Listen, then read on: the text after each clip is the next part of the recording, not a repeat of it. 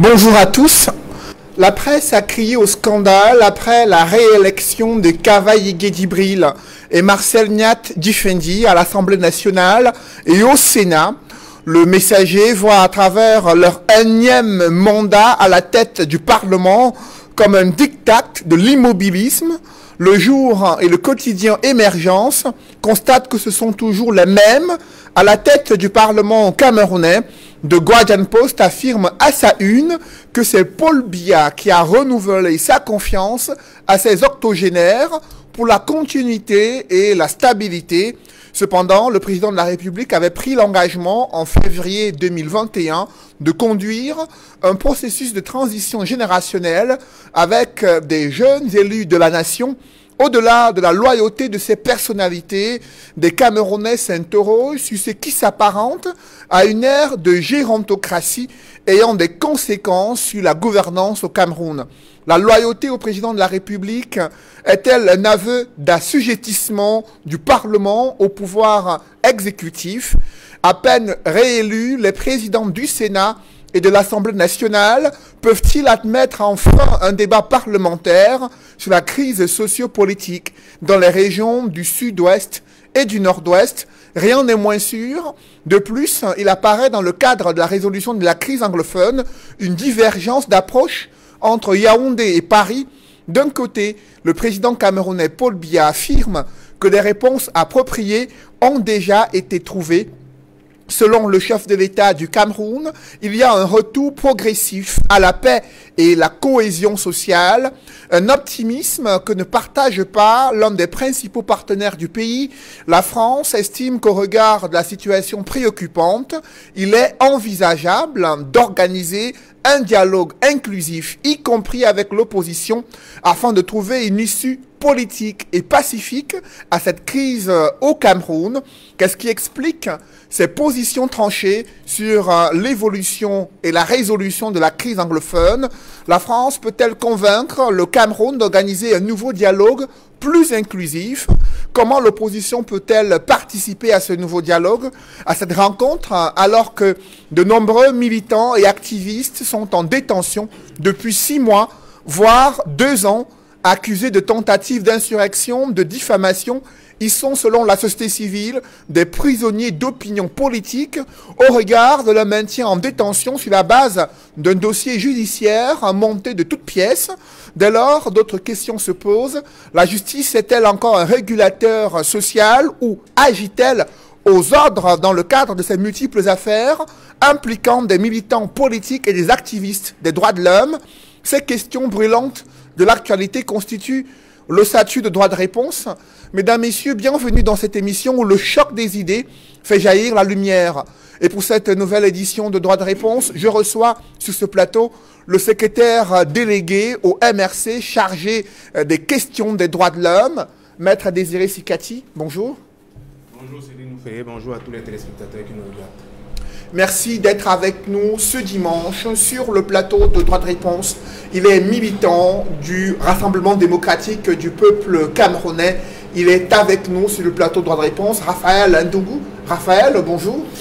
Bonjour Cédric Noufé, bonjour aux co-panélistes, bonjour à votre équipe technique. Si vous voulez bien me permettre de dire bonjour à un jeune Camerounais qui s'appelle Stéphane Lebon Elanga. Bonjour à Thomas Massok et bien évidemment bonjour à mon ami Albert Ndormo, qui est auteur d'un livre qui nous demande, il s'interroge s'il faille qu'on reparte à Fumban pour une deuxième fois, parce que dans son livre nous présente les incongruités de Fumban 1. Je crois qu'au cours de l'édition, on n'en parlera que parlant des questions anglophones. Vous l'avez dit, Raphaël, sur le plateau de droit de réponse, c'est le conseiller juridique national du SDF qui est avec nous ce dimanche, Maître Moustapha Ngwana.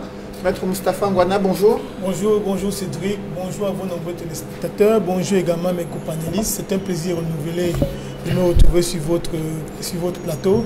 J'espère que nous serons à la hauteur des débats et que nous allons pouvoir éclairer nos concitoyens. Merci. Et pour boucler ce panel, il y a l'un des éditorialistes quotidiens, La Nouvelle Expression, consultant sur droit de réponse, Edmond Kambia, qui est avec nous. Edmond, bonjour. Bonjour Cédric Bouffelé, je salue tous les co-panélistes. Je renouvelle mes amitiés aux millions de téléspectateurs fidèles de cette émission Droit de réponse, ainsi que ma sincère affection. Et d'entrée de jeu avec vous, Maître Désiré Sikati, vous l'avez vécu cette semaine, sans surprise à première vue, Kavaye Guédibril et Marcel Niat Difendi reconduits au perchoir de l'Assemblée nationale et du Sénat.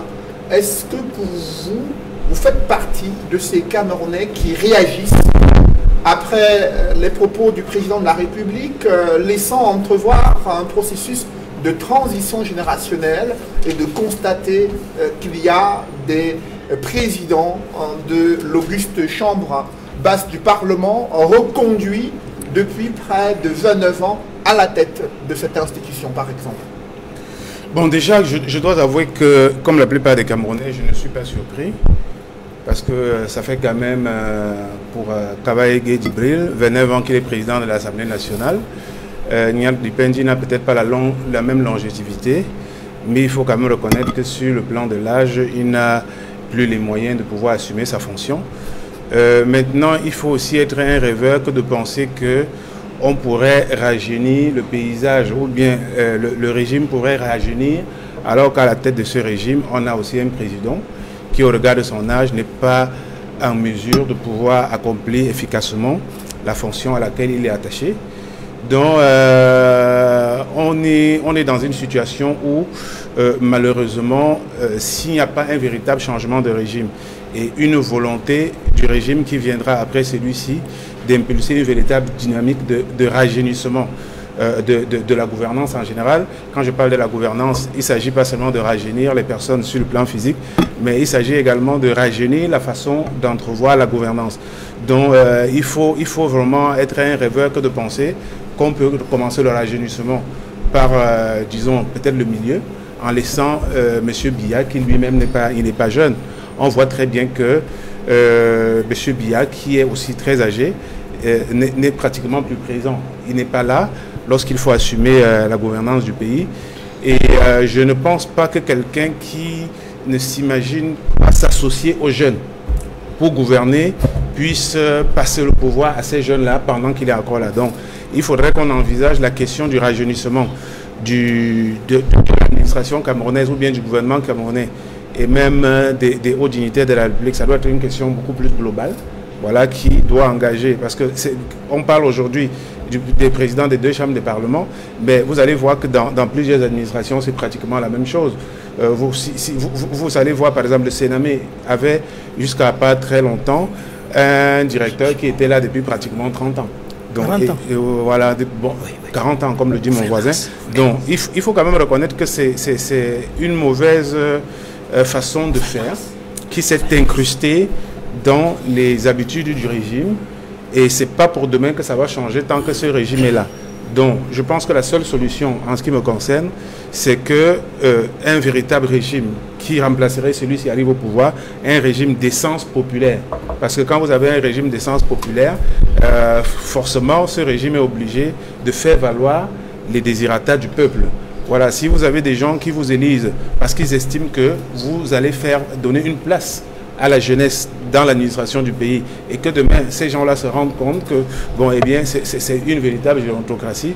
Vous convenez avec moi que vous avez une véritable démocratie. Ce qui va se passer, c'est que lorsque les élections seront à nouveau annoncées, eh bien, ceux qui n'auront pas fait ce qu'ils avaient promis au peuple en donnant une place notable à la jeunesse dans l'administration du pays vont être mis de côté.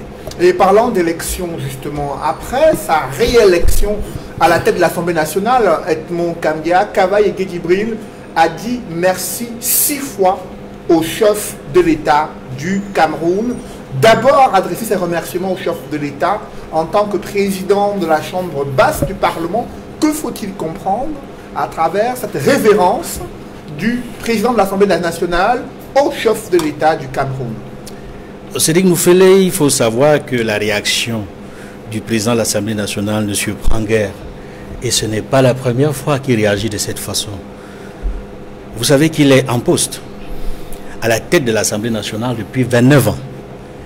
Comme député de la nation, il est en fonction depuis 50 ans. C'est dire tout le sens, la révérence vis-à-vis du président de la République, mais aussi et surtout vis-à-vis du président national du RDPC, le parti au pouvoir. Rappelez-vous, il a dit « Je remercie le chef de l'État le président de la République de m'avoir investi à cette fonction. Ce qui surprend surtout, c'est qu'il dit, comme vous l'avez souligné, 6 fois merci au président de la République, mais il n'a pratiquement aucun mot vis-à-vis de ceux qui ont voté pour lui. Parce que les députés du RDPC ont majoritairement voté pour lui. Il lui était séant, bien séant, de dire merci aussi à ceux qui ont voté pour lui, puisqu'il y a eu des bulletins nuls et autres. Mais il n'a pensé qu'au président de la République qui l'a de nouveau investi. Mais il faut y voir également ce que vous avez indiqué au début de votre propos, la gérontocratie. Voyez-vous, nous sommes dans un pays où les principales fonctions sont exercées par des personnages qui ont 80 ans ou plus. La majorité des principales fonctions au Cameroun sont exercées par des personnalités qui ont un âge supérieur ou égal à 80 ans. Et le tout premier, c'est le président de la République lui-même. Et voyez-vous, les autres fonctions qui suivent immédiatement dans l'ordre protocolaire, c'est le président du Sénat, qui est dans le même registre, plus de 80 ans. C'est le président de l'Assemblée nationale dont on parle, qui est également dans ce même sillage. Si on devrait continuer, on devait citer également dans le même registre le président du Conseil constitutionnel, citer le président du Conseil économique et social. Ils sont si nombreux. Si bien qu'on se demande finalement, quand le chef de l'État parle de la transition générationnelle, de quoi s'agit-il? Est-ce qu'il s'agit de préserver les principales fonctions aux personnes les plus âgées, comme ce fut le cas dans l'ancienne Union soviétique? Parce que même la Russie d'aujourd'hui n'est pas dirigée par des gens de plus de 80 ans. Elle est dirigée par des gens qui ont moins de 70 ans. Quand Poutine a pris le pouvoir, il était très jeune. Quand Boris Yeltsin lui a laissé le pouvoir, il était très jeune. C'est vrai qu'il a fait 20 ans, presque 20 ans pratiquement au pouvoir, mais il a eu le temps de mettre en place des gouvernements dirigés par des jeunes qui font en sorte que la Russie n'est plus celle des gérontocrates. Finalement, je me demande, le Cameroun imite encore quel autre pays dans le monde qui est gouverné par des gérontocrates? Même les plus grandes nations du monde. C'est une exception de voir un président qui a 70 ans. J'ai dit dans les grandes nations du monde. Aujourd'hui, les grandes puissances, comme la France, avec Macron, regardez en Grande-Bretagne, regardez dans plusieurs autres pays à travers le monde. Il y a eu Barack Obama. Certes, il y a une petite exception aujourd'hui, mais on peut le comprendre aux États-Unis avec Joe Biden, qui a fait ses preuves au sein du Sénat, du Congrès américain, qui se retrouve à cet âge-là, septuagénaire, à cette fonction. Mais il a pris la peine d'avoir une vice-présidente jeune qui à tout moment peut le remplacer. Et c'est un signe fort. Au Cameroun, si on devait réfléchir sur la personne qui peut remplacer constitutionnellement le président de la République, mais cette personne est aussi vieux que lui. Nous sommes dans un gouvernement caractérisé par la domination des vieillards. Et c'est en contradiction profonde avec toutes les mesures, les circulaires, les messages du président Paul Biya lui-même, qui dans sa propre formation politique demande à tous les responsables de donner priorité aux femmes et aux jeunes. Mais il fait exactement le contraire. C'est pour vous dire, M. Noufele, que Kavae Yégué, il sait de quoi il parle. Donc la révérence a un sens. Mais le président de l'Assemblée nationale estime que son maintien à la tête du Parlement, du moins de la Chambre basse du Parlement, est un signe de loyauté envers le chef de l'État. Comment vous comprenez cette loyauté, Edmond Camille? Oui, il faut le comprendre dans plusieurs sens. Loyauté, dans le sens de la fidélité au président de la République qui incarne les institutions. Loyauté quand il a fallu, à des moments importants de l'histoire de ce pays, réviser la constitution du Cameroun, c'est-à-dire, je cite le tout dernier en date, le tout dernier mouvement qui a fait en sorte que la constitution perde la limitation du mandat. En 2008, Kavae Yégué, avec les députés du RDPC, ont posé un acte de loyauté, c'est-à-dire en validant la modification de la constitutionnelle qui permettait de déverrouiller une disposition constitutionnelle qui a fait l'objet d'un consensus politique entre le parti au pouvoir et l'opposition. Donc il faut voir dans cette loyauté la fidélité au président de la République, surtout à des moments où le régime était en péril, où il a, je dirais, entre guillemets, sauvé le régime, comme dans le déverrouillage du veto sur la limitation du mandat, qui a fait beaucoup de mal à ce pays, qui a fait en sorte qu'aujourd'hui, la Constitution est devenue comme un torchon, ou alors un objet si souple qu'on se demande comment est-ce que le Cameroun, que Paul Biya veut insérer dans les régimes démocratiques du monde, va véritablement être un régime démocratique.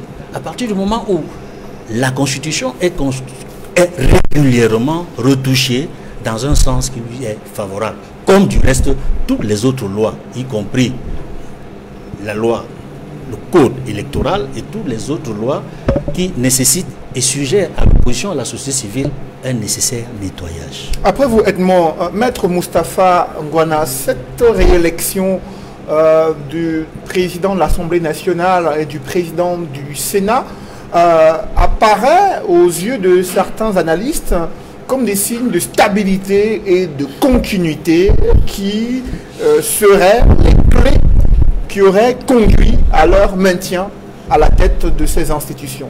Qu'est-ce que vous en pensez? Je pense qu'ils sont très loin du compte.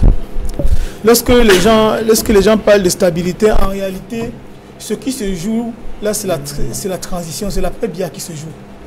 Ceux qui sont les tenants du pouvoir aujourd'hui ont tout intérêt à ce que les personnes devant organiser la transition soient des personnes qui sont essentiellement manipulables. Des personnes qui n'ont pas la force de pouvoir dire non. Parce que voyez-vous, avec tout le respect que j'ai pour la carrière de ces personnes-là qui, à leur manière, ont tout donné, même si elles ont mal donné au Cameroun, il faut se dire que si le président Paul Biya devait nous quitter prématurément, est-ce que, légitimement, vous croyez que le président du Sénat est à même de pouvoir organiser les élections dans le délai de 40 jours? Est-ce que vous croyez que le président du Sénat peut le faire? Pourquoi vous doutez de ses capacités? Je n'ai pas besoin de douter de ses capacités. Il y a des choses qui tombent sous le sens. Ça se voit qu'il est perclus par l'âge, perclus par la maladie. Ce n'est pas une insulte que de le dire. Je n'aime pas citer les scènes d'écriture, mais il est dit dans le Psaume 90, verset 10. Le temps de nos jours dure 70 ans, pour les plus robustes, c'est 80 ans. Donc quand un homme vit au-delà de 70 ans, il est plus proche de la fin de sa vie que du début de sa vie. Donc c'est normal, aujourd'hui, je comprends que c'est normal qu'une personne comme celle-là, c'est un patriarche, qu'on l'encadre, on évite qu'il tombe lorsqu'il est en train de marcher et tout. Nous avons vu comment ça s'est passé avec Juncker à l'Union européenne, où les gens le soutenaient, c'est vrai. Mais à un moment donné, il faut que nous puissions penser à l'inscription de notre pays dans la postérité. Les gens sont là, ils ont des fonctions, mais ils ne les assument pas du tout. 29 ans, comme vous avez dit à la tête de l'Assemblée nationale, aucune proposition de loi. En 29 ans. Donc le Parlement n'a pas sécrété la moindre proposition de loi. Le Parlement n'intervient pas dans la vie de la nation. En réalité, quand on dit l'instabilité, en réalité, c'est une volonté de stagnation. C'est une volonté d'immobilisme exacerbé, dont le but est de paralyser le fonctionnement des institutions.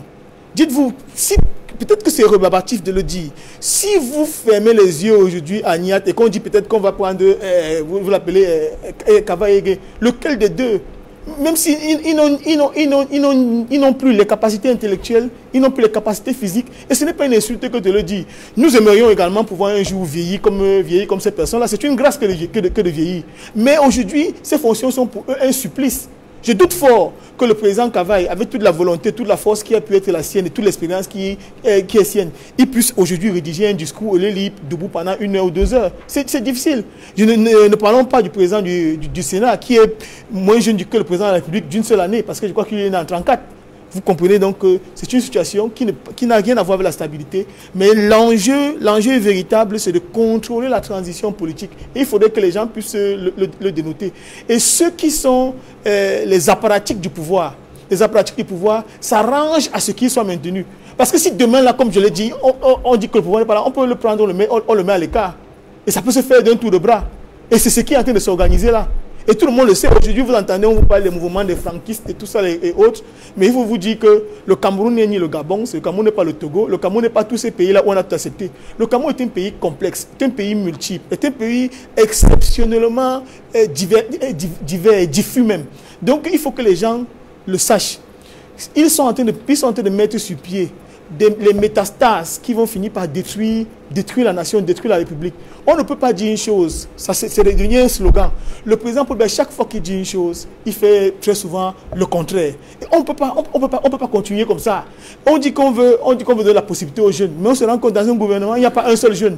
Tout le monde est perclus par l'âge. Parce qu'il y a des choses qu'on ne peut pas faire à un certain âge. Même vous qui êtes autour de moi sur le plateau, vous ne lacez pas vos chaussures avec la même dextérité qu'il y a 10 ou 15 ans.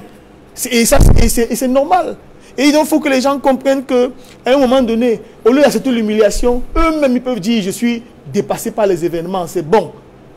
Et si on a besoin de citoyens de l'extrême nord pour le remplacer, comme c'est très souvent le cas avec le jeu de chaises musicales, on va en trouver. Si on a besoin de quelqu'un de la région de l'Ouest pour remplacer Niat, on trouvera. Et même des autres régions du Cameroun. Donc ils ne sont pas les seuls. Il faudrait qu'on puisse arrêter avec ce triste spectacle qui fait honte à la République. Ces personnes-là ont tout donné à notre pays à leur manière. Peut-être que ce n'a pas été ce que nous attendions d'eux. Mais aujourd'hui, ils ont droit au repos. C'est ce que je voulais dire. Après vous, j'aimerais avoir la réaction de Raphaël Ndougou. Pourquoi maintenir Kavaï Guédibril et Marcel Niat Difendi? Pourtant, pour le cas de Kavaï, il a déjà passé 29 ans à la tête de l'Assemblée nationale et un demi-siècle en tant que député élu de la nation. C'est-à-dire au-delà de la discipline du parti, de la recommandation, si vous voulez, le respect de ce que j'appelle discipline du parti. Donc, quand on va au vote, on dit consigne de vote, voilà. Au-delà de ça, si les personnalités choisies sont encore physiquement debout, on est donc à même de dire, ok, allons respecter les consignes de vote. Mais le spectacle que nous avons, si vous voulez, la vidéo qui circule parlant du président du Sénat, ça n'honore pas notre pays, ça n'honore même pas l'Afrique, ça n'honore pas des Camerounais que nous sommes. Pour la simple raison que, et là je partage l'avis de Maître Moustapha, parce que quand on est fatigué, on peut dire au chef, écoutez, Monsieur le Président, merci de m'avoir encore une fois choisi, mais je pense qu'au regard du poids de mon âge et ce que j'ai déjà donné pour mon pays sur le plan administratif, je pense qu'il est nécessaire de choisir quelqu'un qui peut continuer le travail. Au besoin même, il peut faire une proposition d'un jeune ou alors d'une personnalité ou d'autres élus de la Chambre. Mais force est de constater que c'est comme s'ils sont obligés, c'est comme si ils sont attachés, c'est comme si sans eux, ça ne peut pas avancer. Honnêtement, si on accepte ça, ça veut dire qu'on fait la roublardise. Et je peux vous dire que quand le président demande aux jeunes d'oser, effectivement, même les jeunes députés et sénateurs qui sont dans les deux chambres peuvent oser à partir de là. Au-delà des consignes de vote. Comment est-ce que le président soit au courant que quelques jeunes se sont levés pour dire je suis candidat à cette élection, même si les votants ne vont pas voter cela. Mais au moins qu'on voit quand même qu'ils ont osé. Nous pensons que tout va venir, la manne viendra du ciel parce qu'on est dans le parti RDPC ou bien dans les autres partis. Non! Si des jeunes restent bouche bouclée, ils vont voter eux-mêmes. Pourtant, ils bullent dans leur cœur. Pourtant, ils font comme l'autruche qui soulève le derrière et cache la tête. Quand vous causez avec certains jeunes, ils vont vous dire que vraiment, nous, on est fatigués avec les pères, là, parfois ils dorment, ainsi de suite. Mais qu'est-ce qu'il faut pour se réveiller? On sait qu'à l'Assemblée nationale, suivre l'action gouvernementale, c'est légiférer les lois. Ça veut donc dire quoi? Ça veut dire que ce sont ces gens-là qui sont à même de nous faire de très bonnes lois pour que le pays avance. Donc je crois que ces événements qu'on a vécu là, vraiment personne n'a rien contre des aînés. On dit même d'ailleurs que quand un papa s'en va, il aimerait voir ses enfants émerger, ses enfants faire comme lui. Alors si je suis député aujourd'hui et que je prends la route pour aller à Banganté, consulter le patriarche M. Niat Difendi, aller à l'ESM consulter le patriarche Kavaï Guédibril pour avoir des notions, pour comprendre ce que cela veut dire, c'est une bonne chose. Mais s'ils veulent fermer les yeux étant là, ils vont donc laisser quoi à la jeune génération? Je dis que quand vous êtes un père, vous aimerez voir votre fils avancer. Vous n'allez pas tout prendre et votre fils se débrouiller quand vous êtes déjà parti.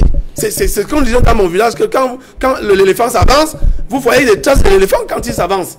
Comment comprendre que nos papas n'arrivent pas à dire au président Paul Biya, nous sommes fatigués, nous avons des maladies, c'est normal. C'est d'ailleurs une grâce d'atteindre un certain âge. C'est d'ailleurs une grâce d'avoir servi son pays. Mais maintenant, est-ce qu'on va laisser ce pays-là dans ces conditions? Moi, je m'adresse... Oui, allez-y. Je m'adresse aux jeunes élus qui doivent prendre le destin en main. Ils ont été votés pour 2 ans. Il faut réfléchir maintenant comment faire pour les remplacer. Et puis il y a une certaine préoccupation qui n'est pas les moindres. Nous avons 2 chambres.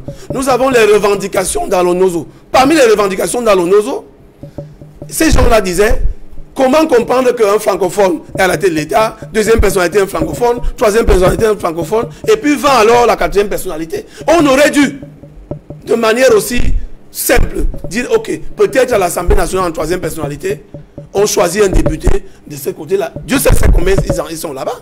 On a un jeune comme honorable Ngala Djera. Est-ce qu'il n'est pas capable d'être président de l'Assemblée nationale?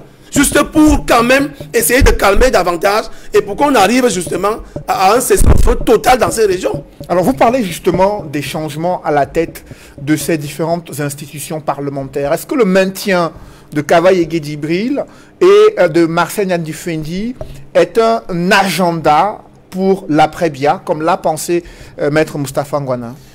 Au Cameroun aujourd'hui, qu'on le veut ou non, on est justement dans ce sillage-là. C'est-à-dire que l'après-Biya se joue, comme on dit au quartier, au couteau. Vous n'avez qu'à voir comment les groupes se forment. Vous n'avez qu'à voir. Donc, honnêtement, est-ce que ces personnalités-là, donc, comme Maître vous disait tout à l'heure, est-ce que ces personnalités-là sont là juste comme des marionnettes? Je ne pense pas. Il vaut mieux qu'on nous mette des personnalités parce que le Cameroun doit avancer. Le président encore, la personne n'a la clé, je ne sais pas trop, où on sait que bientôt peut-être il va partir. Non, le président encore là. Si on s'en tient à son mandat, c'est juste en 2025. Entre-temps, il nous faut des bonnes lois. Entre-temps, il nous faut vivre. Il faut que les conditions de vie des Camerounais changent. Est-ce que nos députés véritablement descendent sur le terrain pour aller véritablement voir ce que le gouvernement fait, cette action du gouvernement à travers les projets? Est-ce que nos députés sont suffisamment entourés avec des hommes de droit, avec des économistes, pour ce que l'on appelle vulgairement le cabinet parlementaire? Est-ce que nos députés... Je voudrais voir le cabinet parlementaire de Douala et les autres villes afficher cabinet parlementaire honorable X, avec justement des personnalités qui peuvent accompagner cet honorable en réflexion et en termes de projet. Mais non, quand on fait ça, lorsqu'on se retrouve dans une situation où on dit consigne de vote, tout de suite, le député cherche les marchés en longueur de journée. Entre-temps, les populations en souffrent. Est-ce que réellement on a la culture dans nos partis politiques, ce qu'on appelait à l'UPC à l'époque, l'école des cadres, où quand on est investi député, on connaît son rôle. On sait ce qu'on a à faire. Quand on est investi conseil municipal, on sait ce qu'on a à faire. Ça nous renvoie encore dans nos partis politiques pour dire non, il faut qu'on change la donne dans l'avenir. Pour justement essayer d'investir des personnalités capables, maîtrisant ce qu'on appelle le rôle d'un député, maîtrisant le rôle d'un conseiller municipal. Parce que justement aujourd'hui, lorsqu'on choisit des personnalités par la suite, quelquefois au nom des relations, et que peut-être la base ne maîtrise même pas. Vous ne pouvez pas être un député élu du peuple. Vous avez votre voiture vite fumée. On ne sait même pas que voici notre élu du peuple qui passe. Vous devez peut-être baisser même la vitre pour qu'on sache que voilà l'honorable X, voilà sénateur Y. Parce que vous êtes là pour les populations. Donc je crois que sur le plan de l'âge, véritablement je suis un bantou, j'ai du respect pour les aînés, j'ai du respect pour les parents. Mais à un moment donné, il ne faut pas que les parents nous amènent à dire des choses qui vont dans le sens de manquer du respect. Quand vous parlez de 51 ans, d'assemblée de M. Kavaye, le très honorable. Ça veut donc dire que pour celui qui est né cette année-là, dans 3 ans ou 4 ans, il va aller en retraite administrative. Donc ça veut dire quoi? Ça veut dire que vous êtes né, vous allez à l'école, vous avez même commencé à travailler. Ce monsieur était là. Non, ne serait-ce que pour l'élégance. Je crois qu'il vaut mieux qu'eux-mêmes disent au président Biya, Monsieur le Président, nous avons déjà beaucoup donné. Nous pensons que vous pouvez faire confiance à ceci. Nous vous faisons cette proposition. Maintenant, pour chuter, je voudrais dire que ça aussi, la jeunesse doit subir cela. Parce que la jeunesse ne doit pas attendre tout du Seigneur Jésus-Christ. Je parle maintenant de la jeunesse de tous les partis politiques confondus. Parce que j'ai souvent dit cela en offre à mes amis que j'ai, par exemple, au MRC. J'ai souvent dit à mes amis, ouais, Seigneur, pourquoi avoir abandonné l'élection législative et municipale. Pour la simple raison que si le MSC partait dans l'affaire là, il pouvait s'en sortir au moins avec un groupe parlementaire. De telle manière quand même qu'avec les autres députés qui sont là-bas, qu'on suive quand même que ça bouge. Nous voyons, de par les petits écrans, ce qui se passe ailleurs. Comment l'Assemblée se bouillonne. Parce que quand c'est l'Assemblée qui est justement ce que tout le monde appelle la majorité obèse, du coup, on dit l'aide-motif, on vote pour tel, tout le monde vote et puis on passe dessus. On ne sent pas l'échauffement des élus, les gens qui viennent défendre le peuple. Donc nous pensons que peut-être dans l'avenir, il va falloir que les jeunes des partis politiques disent que non, aujourd'hui, nous avons déjà 40 ans. En 2025, on aura 44 ans, et ainsi de suite. Pour des jeunes qui sont dans ces partis politiques, est-ce qu'on va toujours accepter que ce soit les mêmes qui reviennent, que les mêmes qui soient investis dans les partis politiques confondus? Je pense que cette affaire-ci doit servir de leçon à la jeunesse camerounaise tout entière. Après vous, Raphaël, Maître Désiré Sikati, quelles sont les conséquences de ce maintien, ce statu quo à la tête des institutions du Cameroun? Pensez-vous qu'il y a un agenda caché à travers ce maintien de ces personnalités-là, malgré leur état de santé? Mais je vais bien sûr répondre à votre question, M. Nofeli, mais je voudrais revenir un tout petit peu sur ce que M. Ndougou a dit en tant que représentant du RDPC, parce qu'à l'écouter, j'ai l'impression qu'il faut mettre toute la responsabilité de cette gérontocratie-là sur des députés qui ne prennent pas leurs responsabilités. Cette façon de voir, en même temps que je suis d'accord avec lui que bon, il y a un véritable problème au niveau du rajeunissement dans le régime, la perception du rajeunissement. Et je pense qu'on ne peut pas faire le reproche à des députés qui sont pratiquement nommés. Je ne veux pas dire investis, parce que si vous avez des députés qui sont pratiquement nommés de façon assez pas équitable par la hiérarchie du parti, vous ne pouvez pas demander à ces genres de députés-là d'être des députés frondeurs, des députés rebelles, des gens qui peuvent prendre la responsabilité d'aller contre la directive du parti qui est contraire aux valeurs, aux principes même de la démocratie. Vous ne pouvez pas leur demander de faire ça. En même temps, quand je l'écoute dire que M. Niat aurait dû dire à M. Biya qu'il se sent âgé, trop âgé, et qu'il ne peut plus être président du Sénat, ben, j'ai envie de dire, M. Biya va lui répondre, et moi qui suis plus âgé que toi, je suis encore aux affaires, pourquoi est-ce que tu peux te permettre de te retirer alors que moi je te montre qu'étant vieux, on peut travailler? Donc c'est pourquoi je dis, le problème, il n'est pas au niveau de... On ne peut pas le prendre de cette façon-là. Le problème, c'est un problème global. Et c'est M. Biya qui est en fait l'exemple type de cette gérontocratie. C'est lui qui implémente la gérontocratie. Si nous voulons que chez nous, que ça parte, que le rajeunissement de notre système soit effectif, il faut partir de M. Biya. Tant que M. Biya sera là après ses 90 ans, mais je ne vois pas de quel droit, je pense que vous allez dire que Niat va dire que lui se sent, il est fatigué et qu'il veut se retirer. Donc c'est un problème beaucoup plus global. Vous parliez tout à l'heure des conséquences, mais attendez, lorsqu'on regarde aujourd'hui l'activité parlementaire, que ce soit au niveau du Sénat ou bien au niveau de l'Assemblée nationale, on voit très bien que nous avons un Parlement qui est essentiellement une chambre d'enregistrement. Les députés ne jouent pas leur rôle. Les députés ne sont pas capables, ne serait-ce que de créer une commission d'enquête parlementaire sur les différentes crises que le Cameroun connaît. Nous voyons bien que dans le cadre de la crise anglophone, on a eu plusieurs situations où, si on avait un Parlement avec des députés vraiment indépendants d'esprit, ils auraient mis sur pied un mécanisme de création d'une commission parlementaire. On a vu, par exemple, Garbou, où le rapport de la commission d'enquête, on voit bien que certains hauts gradés de l'armée sont mis à l'écart dans le rapport de la commission d'enquête et que c'est quelques marionnettes de simples soldats qui, bien entendu, étaient sur le terrain des exactions, qui sont poursuivis devant le tribunal militaire. Si on avait des députés capables de s'assumer, on n'en serait pas là. Donc, je pense, c'est pourquoi moi, j'estime qu'il faut voir cette question sur un angle beaucoup plus global. Parce que la question de la gérontocratie au Cameroun, il n'y a pas une question qu'on doit analyser en se limitant essentiellement à l'activité parlementaire ou bien à ceux qui chapeautent les deux chambres parlementaires. Il faut voir ça de façon globale. Mais à côté de ça, même si, quand vous regardez le régime de M. Biya, même certains jeunes qui sont membres de son régime ne vous donnent pas l'impression de percevoir les choses ou bien de travailler dans le sens où qui reflèterait la jeunesse qu'eux-mêmes y représentent.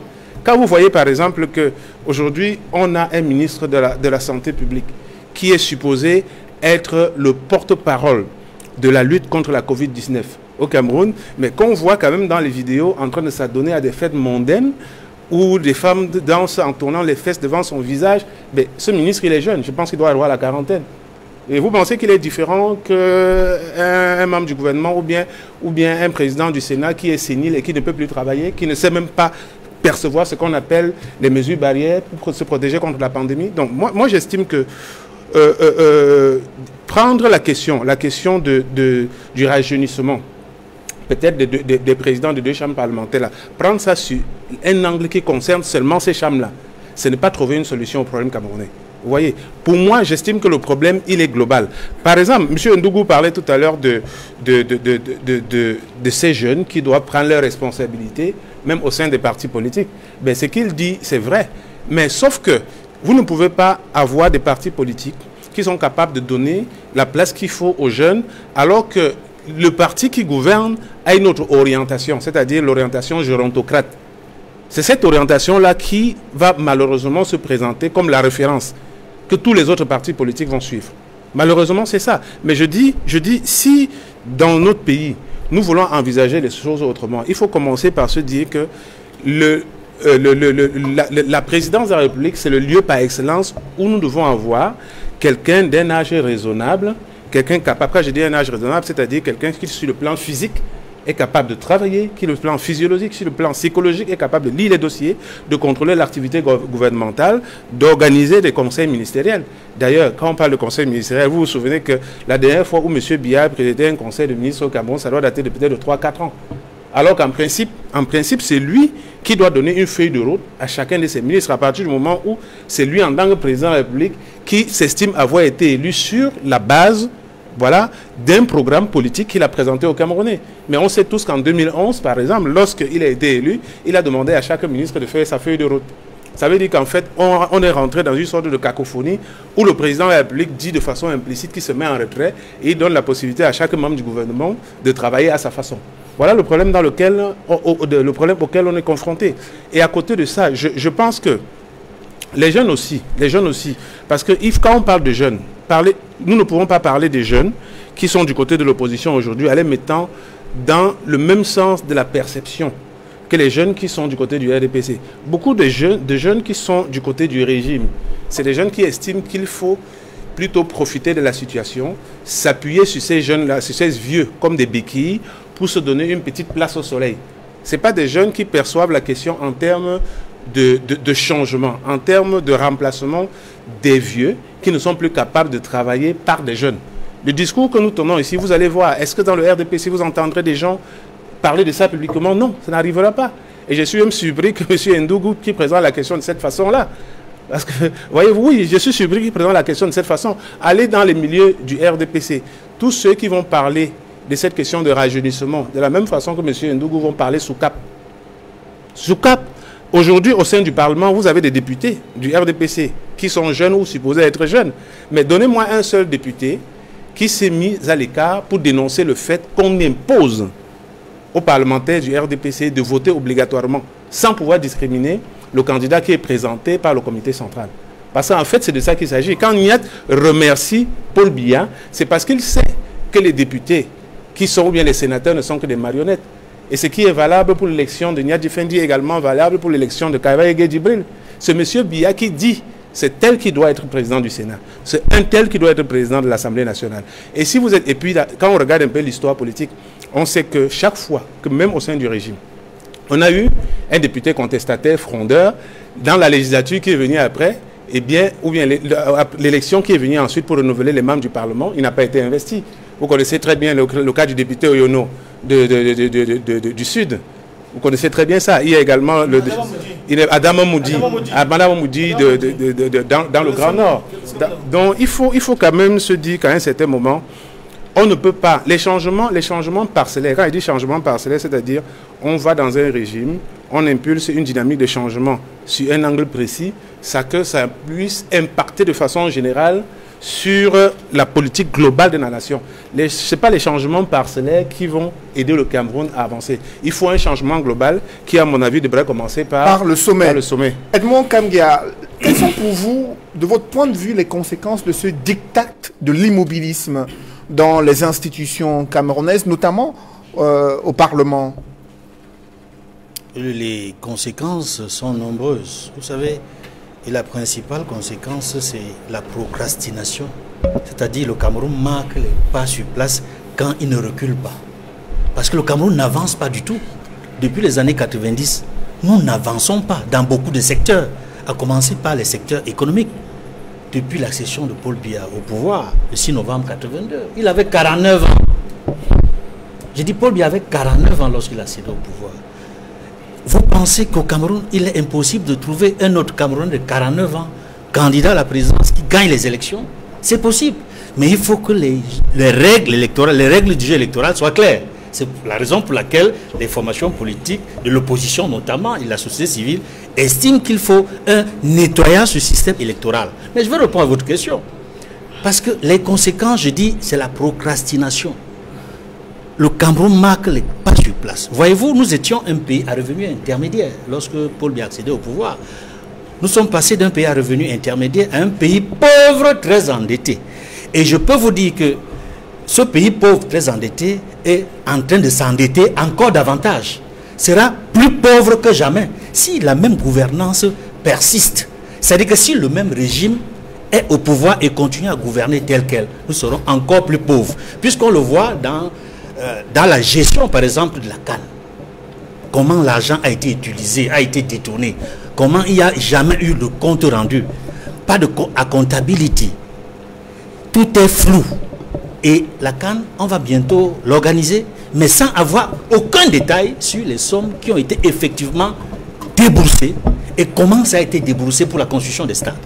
Donc, sur le plan économique et financier, les conséquences sont graves parce que justement, les parlementaires sont incapables, n'est-ce pas, d'exiger, de faire en sorte qu'il y ait une commission d'enquête parlementaire pour savoir exactement ce qui s'est passé jusqu'aujourd'hui pour qu'il y ait glissement de la canne.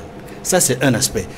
L'autre aspect, c'est que les parlementaires sont dans l'incapacité depuis 4 ans de faire en sorte que dans l'agenda du Parlement, il y ait l'inscription de la crise anglophone qui n'a cessé de faire des morts. Des morts par milliers.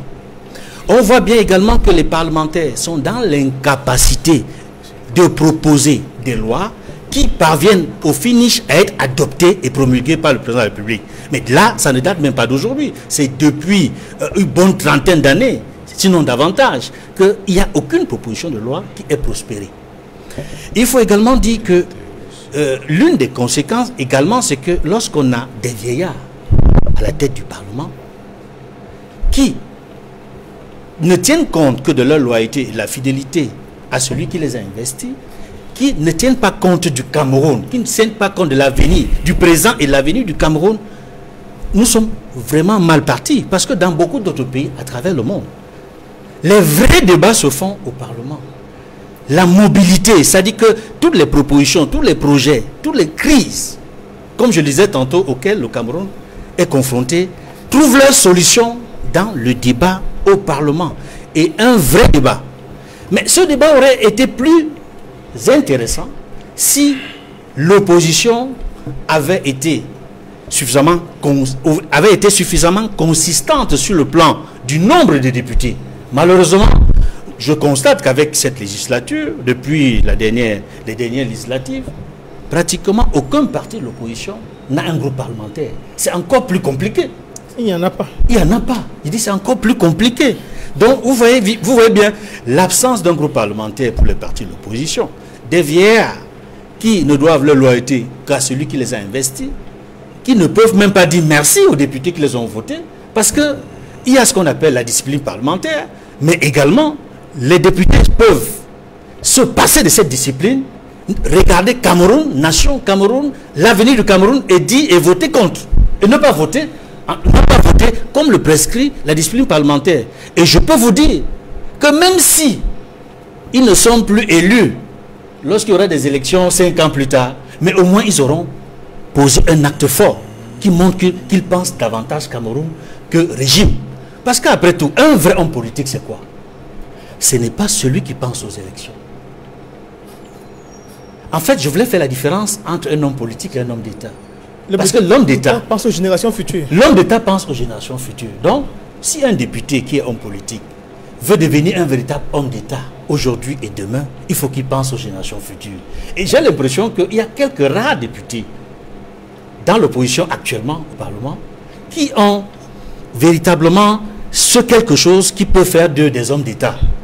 Parce que je vois, il y a un député qui s'affirme au sein du SDF, qui pose des actes forts, qui interpelle les ministres, qui interpelle les dirigeants sur la manière dont ils ont géré, par exemple, le Covid, les fonds alloués pour la gestion de la Covid au Cameroun, pour la CAN au Cameroun. Et récemment, ce même député du SDF a interpellé le ministre de l'économie et le ministre des Finances. Et je pense que si, au moins, tous les députés de l'opposition pouvaient poser le même acte de la même façon et avoir au sein des amis, au sein du RDPC, capable de poser le même acte, je crois que ça fera en sorte que nous ayons un Parlement qui bouge. Mais le fait qu'ils aient à leur tête des personnalités qui ne sont pas prêts à faciliter ce genre de débat ou de mouvement au sein du Parlement, ça fragilise globalement toutes les actions qui peuvent être menées pour faire de notre Parlement un véritable Parlement dynamique.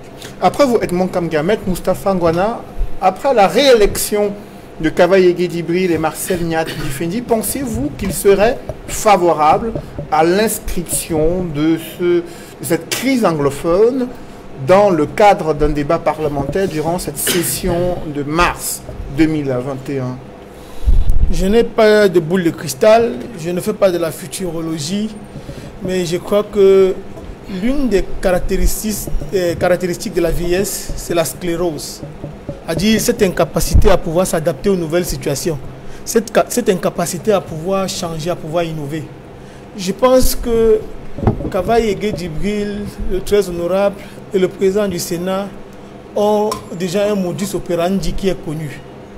Ils sont des gens qui sont là pour faire allégeance au pouvoir. Et peut-être c'est une digression, mais j'ai entendu des gens du RDP se dire qu'Evin comme était très jeune et qu'il était très pressé. Vous pouvez vous rendre compte qu'un sexagénaire dans notre pays est considéré comme étant jeune et qui était très pressé et qu'il fallait qu'il attende son tour. Donc, pour dire que le système est assis sur cette volonté gérontocratique. En réalité, c'est une société bloquée. Notre société est une société bloquée. C'est une société paralysée même. Et cette paralysie-là est voulue. Je l'ai déjà dit une fois, peut-être que c'est un peu trop de le dire. Les autres pouvoirs n'existent pas en réalité. Parce qu'il ne faut pas... ils n'existent que de façon formelle, si vous voulez, sur le papier. Mais à la réalité, le pouvoir exécutif, le pouvoir judiciaire ne sont que des excroissances du pouvoir exécutif. Parce que quand vous voyez, dans un véritable régime démocratique, même s'il y a des consignes qui peuvent être données par le parti, il y a quand même la possibilité qu'on laisse aux autres de pouvoir manifester leur velléité, quitte à ne pas être élus. Vous avez cité tout à l'heure le cas d'Adama Modi. Adama Modi a essayé en son temps. Il y a des gens, même la presse a eu de la sympathie pour sa personne. Mais on a vu ce qui en est sorti par après. Donc en réalité, la société est une société qui est complètement bloquée, qui est paralysée et qui se refuse à pouvoir adresser les questions importantes de la nation. Parce qu'en réalité, le Parlement doit participer à sa manière à la gouvernance. Parce que le contrôle de l'activité gouvernementale, c'est la participation à la gouvernance. Mais malheureusement, chez nous, vous vous rendez compte que le SDF, parti auquel j'appartiens, a en son temps fait du grabuge, parce que c'était peut-être pas honorable, fait du grabuge même à l'Assemblée nationale pour qu'on puisse inscrire la question de la crise anglophone au Parlement. Malheureusement, les députés du RDPC ont préféré quitter la salle. Ils ont quitté la salle et même lorsqu'ils sont revenus, malgré les vouvouzés là et les youyou, rien n'y a fait. On n'a pas pu inscrire cette question à l'ordre du jour. Donc je ne pense pas que le régime est prêt à participer à une action qui serait peut-être impulsée même par l'opposition. Mais justement, le NEC a demandé à certains députés SDF, signataires d'une pétition adressée aux parlementaires américains, d'initier une autre pétition avec des députés RDPC pour que cette crise anglophone soit enfin inscrite à l'ordre du jour de la session parlementaire actuelle. Est-ce que cette démarche peut prospérer selon vous? Vous savez, j'ai le sentiment que c'est un vœu pieux. J'ai le sentiment que c'est un vœu pieux.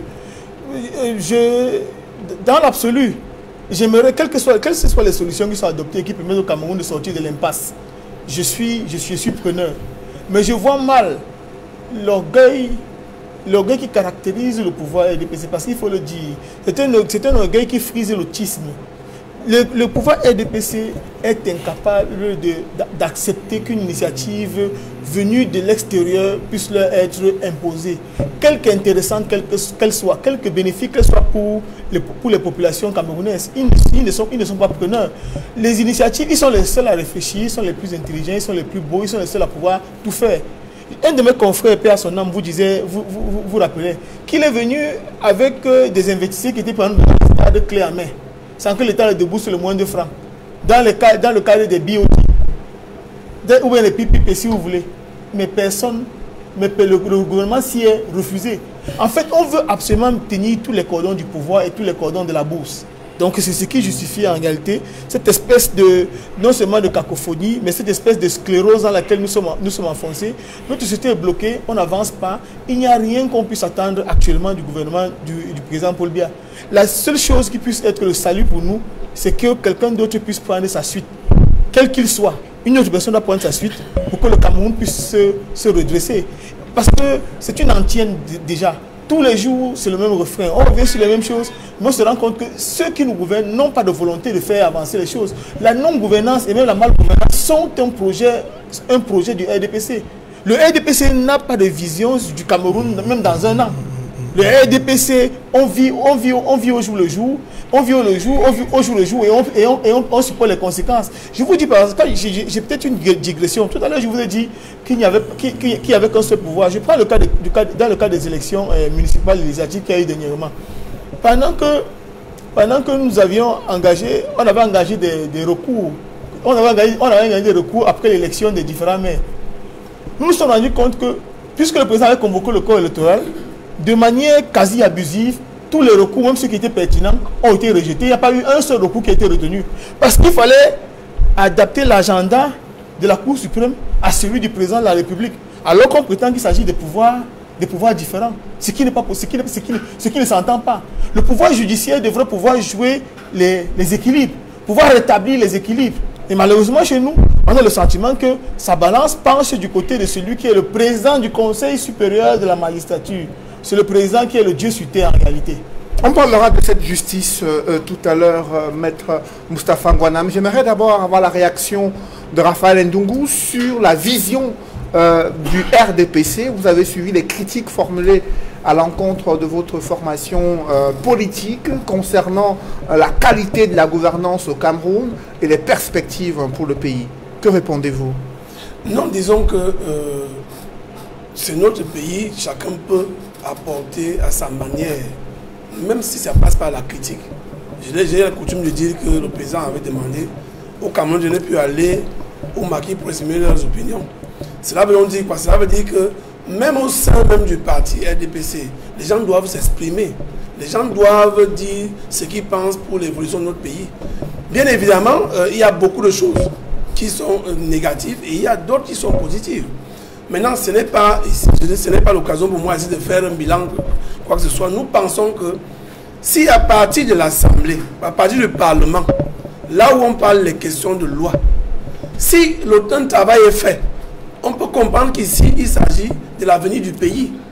C'est pour cette raison que nous pensons. D'ailleurs, vous avez posé la question tout à l'heure, est-ce qu'on peut inscrire la question de la crise anglophone? Oui, on doit l'inscrire. Pour la simple raison que ce sont les populations, ce sont les Camerounais qui meurent. Et quand on est un élu du peuple, on doit s'indigner. Quelle que soit la chapelle politique où vous appartenez. Parce que les Camerounais sont déjà morts dans cette affaire-là. Et je me souviens quand même que le très honorable Kaba Djibril avait inscrit autrefois la question du Boko Haram, ou quand il avait dit dans son discours que le Boko Haram est parmi nous. Il est donc question aussi aujourd'hui, d'ailleurs, quand il y a eu une pétition de certains députés pour répondre aux parlementaires américains. Très bien. Et il est donc question aussi maintenant qu'après la réélection, que l'on se penche véritablement sur la crise anglophone. Tout à l'heure, j'ai fait déjà une pirouette là-dessus. Parce qu'en réalité, il ne s'agit pas d'un autre pays, il s'agit du Cameroun. Et Dieu sait qu'est-ce que nous perdons sur le plan économique depuis pratiquement 5 ans. Et parlons de cette crise. Le président de la République, dans son discours, lors de la journée de la CEMAC, a déclaré qu'il y a un retour progressif à la paix et à la cohésion sociale, car selon lui, des réponses appropriées ont déjà été données dans le cadre de la résolution de cette crise dans le nord-ouest et le sud-ouest. Avez-vous le même sentiment qu'il y a un retour progressif à la paix et qu'il y a des réponses appropriées qui ont déjà été données? Je pense que actuellement nous avons plus suivi qu'il y a des morts comme ce fut le cas les derniers mois.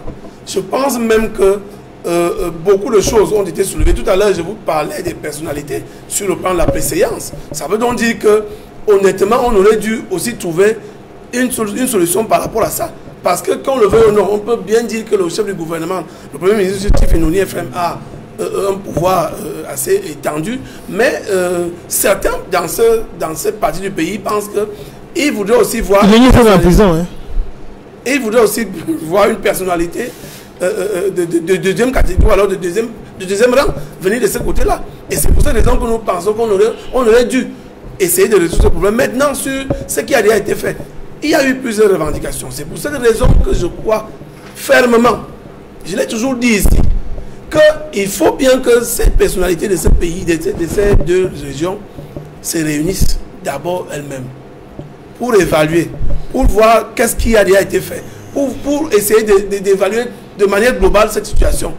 Et j'ai toujours pensé que c'est le chief, j'ai envie de dire, chief John Bouté, qui doit diriger ces travaux-là. Pour la simple raison que, aujourd'hui, tant que les gens continuent à mourir, on ne peut pas véritablement faire le bilan sur ce qui a déjà été fait. Mais on sait que nous, on a créé la commission Moussongé, bilinguisme et autres. On sait qu'on a fait ci, on a fait ça. Mais beaucoup reste également à faire. Donc, nous pensons, pour finir sur la question, que la question de la crise anglophone doit être d'actualité dans cette session-ci. Parce que de toutes les façons, on ne doit pas attendre que ce soit les autres qui attirent notre attention. Parce que de tous les cas, ce sont les Camerounais qui meurent. Ce sont les Camerounais qui se sont déplacés, qui sont dans la ville de Douala, et d'autres Camerounais ayant peut-être un strict minimum sont obligés de supporter les déplacés internes. Donc tout cela touche véritablement les Camerounais. C'est pour cette raison qu'un député doit comprendre qu'il est élu pour le peuple, même s'il a été parachuté, même s'il a été nommé. À partir du moment où vous êtes nommé, posez la question aux autres. D'ailleurs, voici des avocats qui sont ici. Je ne sais pas combien vous consultez dans des cabinets de députés. Pourtant, vous devez être des consultants. On devait vous consulter pour faire le travail sur le plan de loi et autres. Même si vous avez été nommé, vous pouvez faire le travail comme un savant avait dit, lorsque vous balayez la rue, il ne faut pas que notre balayeur passe par là, qui se rend compte que vous n'avez pas bien fait votre travail. C'est le peuple qui souffre dans toutes ces affaires. Je crois donc qu'il faut inscrire véritablement cette session à l'Assemblée nationale. Alors, au moment où il y a l'enlisement dans la gestion de la crise, Maître Désiré Sikadi, il y a cette sortie du ministre français des Affaires étrangères répondant à l'interpellation d'un député français. Il fait savoir que la France est préoccupée par la situation dans le nord-ouest et le sud-ouest et elle est favorable à l'organisation d'un dialogue inclusif, y compris avec l'opposition, pour trouver une issue politique à la crise.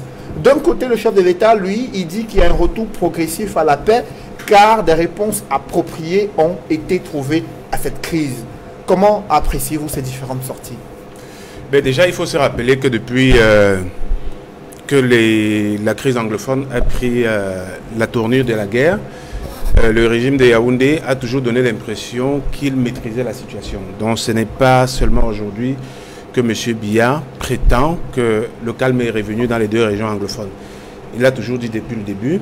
Et quand ce n'est pas lui qui le dit, ce sont ses ministres, notamment le ministre de l'administration territoriale, Paul Atangandji.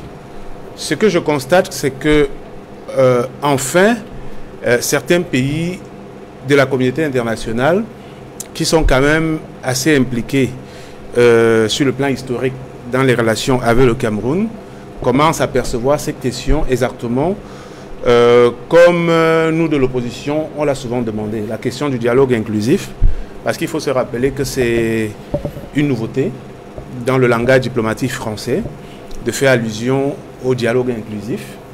Par le passé, on a écouté M. Le Drian dire que la France accompagne Paul Biya dans l'opérationnalisation de la décentralisation. Aujourd'hui, il parle de dialogue inclusif en précisant même qu'il faut associer l'opposition à ce dialogue-là. Mieux vaut tard que jamais, parce qu'il faut quand même reconnaître que l'ampleur de la crise dans les deux régions anglophones est telle qu'on ne peut pas refuser l'apport de quelques pays que ce soit, si tant il est que ça peut permettre à cette crise de prendre fin. Et il faut quand même se rappeler que la France est en train de se mettre du même côté qu'un certain nombre de pays, ou bien d'entités de la communauté internationale, et même de leaders camerounais. D'ailleurs, vous vous souvenez que même au sein du RDPC, le sultan Bombon Djoya avait dit que le dialogue inclusif était le seul moyen de règlement de la crise anglophone. Et nous aussi au MRC, nous l'avons toujours dit. C'est l'une des raisons d'ailleurs pour lesquelles nous ne sommes pas allés aux dernières élections législatives et municipales. Voilà, nous savons tous que certaines élites de la communauté anglophone ont, à travers, par exemple, la All Anglophone Conference, voulu servir de catalyseur à un véritable dialogue inclusif. Nous savons également l'histoire de la médiation suisse qui s'est proposée au Cameroun. Nous savons aussi que le Parlement américain, l'Union africaine ont toujours préconisé un dialogue inclusif dans lequel on insérerait également les groupes séparatistes armés ou bien leurs représentants, dont la plupart sont basés à l'étranger. Et on sait aussi qu'au sein du régime, cette demande d'inclure ou bien de promouvoir un dialogue inclusif n'a jamais arrangé le régime. Bien au contraire, on a bien vu qu'en septembre 2019, le régime, certainement effrayé par le fait que la question de la crise anglophone pourrait être inscrite à l'ordre du jour du Conseil de sécurité, avait décidé d'organiser un dialogue anglophone, un prétendu dialogue pour le règlement de la crise anglophone en l'emporte-pièce, en choisissant lui-même les représentants des communautés anglophones. Et dans la foulée, on a eu le code de la décentralisation, dont ils ont dit que c'était le moyen de mettre sur pied la décentralisation. Sauf qu'aujourd'hui, lorsqu'on regarde comment cette décentralisation est entretenue sur le terrain, on voit bien qu'en fait, c'est une sorte d'esbrouf. Déjà quand vous regardez bien, un bon nombre des membres de la communauté anglophone, ceux qui sont dans la contestation, il y a de cela quelques temps, j'ai suivi encore un leader de la communauté anglophone, tout me disait que la plupart des anglophones sont pour le fédéralisme. Et nous savons bien que durant le grand dialogue, où cette question aurait dû être au moins débattue, même si les véritables représentants de la communauté anglophone n'étaient pas autour de la table, ça aurait permis de comprendre la bonne volonté du régime de faire de cette question du fédéralisme ou bien de l'administration, la forme d'administration de l'État, une question qui n'est pas tabou. Donc, moi j'ai un problème en tant qu'Africain de voir que certains pays, anciens partenaires dans le cadre de la colonisation, se présentent à certains moments comme ceux qui doivent frapper la main sur la table pour que nous écoutions ce que notre propre peuple nous a souvent demandé de faire. Parce qu'il faut quand même se rappeler que le règlement de la crise anglophone, par la mise sur pied d'un dialogue inclusif, n'est pas une nouveauté. Ce n'est pas la France qui vient avec ça. Beaucoup, les partis politiques camerounais, dont le MRC, l'ont réclamé. D'ailleurs, il y a de cela quelque temps, la conférence épiscopale de l'Église catholique a dit qu'il fallait organiser un nouveau dialogue, en y incluant également les groupes séparatistes armés. Donc pour vous, le pouvoir de Yaoundé est plus sensible je ne sais pas s'ils sont sensibles. aux préoccupations qui lui sont posées par les partenaires bilatéraux et multilatéraux? Absolument. Vous savez, il y a de cela presque 2 ans, lorsque plusieurs leaders du MRC étaient en prison, il avait fallu que Macron fasse comprendre à M. Biya que pour venir, la condition pour participer au sommet, à un sommet à Lyon, était de libérer tous les prisonniers politiques. Et on a très bien vu que dans la foulée, ces prisonniers ont été libérés. Donc, je pense que par ces gestes, le régime a démontré qu'il préfère subir et exécuter le diktat d'un certain nombre de puissances étrangères au lieu d'écouter son propre peuple. Mais ce qui est quand même certain, c'est quoi?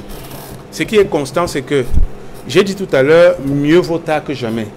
Et lorsque j'ai lu, parce que la correspondance que M. Le Drian adresse à Sébastien Nadeau, des députés français, oui, aux députés, donne quand même l'impression qu'à lire, c'est-à-dire pour quelqu'un qui peut essayer d'interpréter, lire entre les lignes, donne l'impression qu'en fait, il ne s'agit pas d'un désaccord entre Yaoundé et Paris. Pour moi, il s'agit d'un désaccord entre Yaoundé et le bon sens.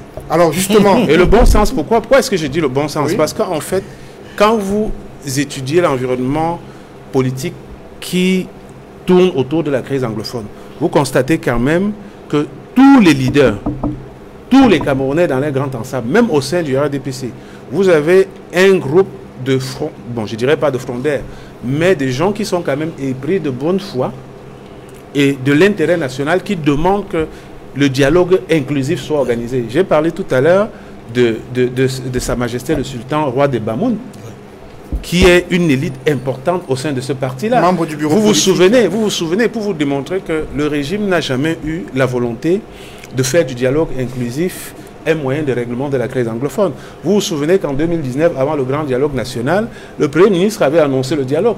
Mais le ministre de l'administration territoriale l'avait pris en contre-pied pour dire qu'il n'y a aucun dialogue possible contre les terroristes. Donc aujourd'hui, malheureusement, le même gouvernement est là. Vous avez toujours deux factions. Une faction jusqu'au-boutiste qui veut à tout prix en découdre par les armes, quitte à ce que l'on rentre dans une guerre qui va s'enliser et que les Camerounais, au lieu d'économiser leur budget pour des projets d'intérêt national, se retrouvent en train de faire une guerre qu'on pourrait éviter par le dialogue. À côté de ça, vous avez quand même le Premier ministre qui a toujours donné quand même dans ses prises de position des velléités de règlement de cette crise de façon consensuelle. Et sa position correspond exactement à ce que la plupart des Camerounais ont toujours demandé, c'est-à-dire la position de dialogue. Et 2 ans après ce grand dialogue national, il y a cette correspondance Edmond Kambia de Yves Le Drian. Jean-Yves Le Drian a adressé à Sébastien Nadeau, le ministre des Affaires étrangères en France, qui revient sur la question du dialogue inclusif. Edmond Kambia, vous êtes diplomate. Comment interprétez-vous cette sortie du ministre français des Affaires étrangères concernant l'approche à adopter pour résoudre pacifiquement la crise dans le nord-ouest et le sud-ouest au Cameroun? Avant de répondre à cette question, je voudrais dire un dernier mot sur le débat précédent, mais ce sera très rapide. C'est de dire qu'en réalité, s'il fallait faire un bilan du régime gérontocratique au pouvoir, c'est que sur le plan politique, économique, social et culturel, il est tout simplement désastreux. Parce qu'au finish, on se rend compte que le Cameroun est en guerre dans plusieurs régions. On se rend compte que le Cameroun a déclaré au moins 3 régions du pays zone économiquement sinistrée. On se rend compte aussi que le tribalisme et la corruption ont fait leur lit dans la société camerounaise. Et tout cela n'est pas favorable à faire du Cameroun un miroir pour les pays voisins, un miroir pour l'Afrique et un miroir pour un pays qui vise à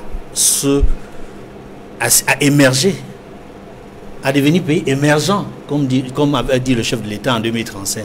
Je pense que nous sommes loin d'atteindre l'émergence avec la gouvernance actuelle. Pour répondre à votre question, M. Noufele, je voudrais dire que la réponse du ministre des Affaires étrangères français à un député français qui l'a interpellé, n'est-ce pas, sur ce que fait la France dans le débat sur la crise anglophone par rapport au problème politique camerounais. Je trouve que Yves Le Drian est cohérent et constant. Il est dans la vision de ce que le président français Emmanuel Macron a toujours fait dans ses échanges avec le président Paul Biya. Il a toujours demandé au président Paul Biya d'aller dans le sens d'une ouverture politique, d'aller dans le sens d'une décentralisation effective et réelle, de faire en sorte qu'au Cameroun, il y ait, vis-à-vis de l'opposition, le sentiment qu'il y a des efforts qui vont dans le sens de démocratiser le pays en donnant la possibilité aux acteurs politiques comme aux activistes de s'exprimer. Mais maintenant, sur le fond, lorsque Yves Le Drian rappelle la nécessité d'un dialogue national inclusif, y compris avec l'opposition, c'est une façon de reconnaître en réalité que le grand débat national qui a eu lieu en 2019 n'était pas inclusif. La France même reconnaît que ce débat-là n'était pas inclusif. C'est pour cela que Yves Le Drian reconnaît que ce débat doit être inclusif et inclure l'opposition. Quand il dit inclure l'opposition, cela signifie que la France a même reconnu que dans le grand dialogue national de 2019, toute l'opposition n'était pas représentée. Ou alors, une partie de l'opposition importantes n'étaient pas représentées. Et il me souvient qu'il y a des formations politiques de l'opposition qui n'avaient pas participé au grand débat national. Il y a aussi certains acteurs politiques, notamment les acteurs sécessionnistes, qui n'avaient pas pris part à ce débat-là. En réalité, c'est les premières choses qu'il faut observer et constater dans la missive du ministre français des Affaires étrangères. Mais il faut aller plus loin. Est-ce qu'il y a un problème entre Paris et Yaoundé dans la gestion politique de la crise anglophone? Oui et non. Non, parce que sur le fond, la France est d'accord avec Yaoundé qu'il faut décentraliser et non parvenir au fédéralisme.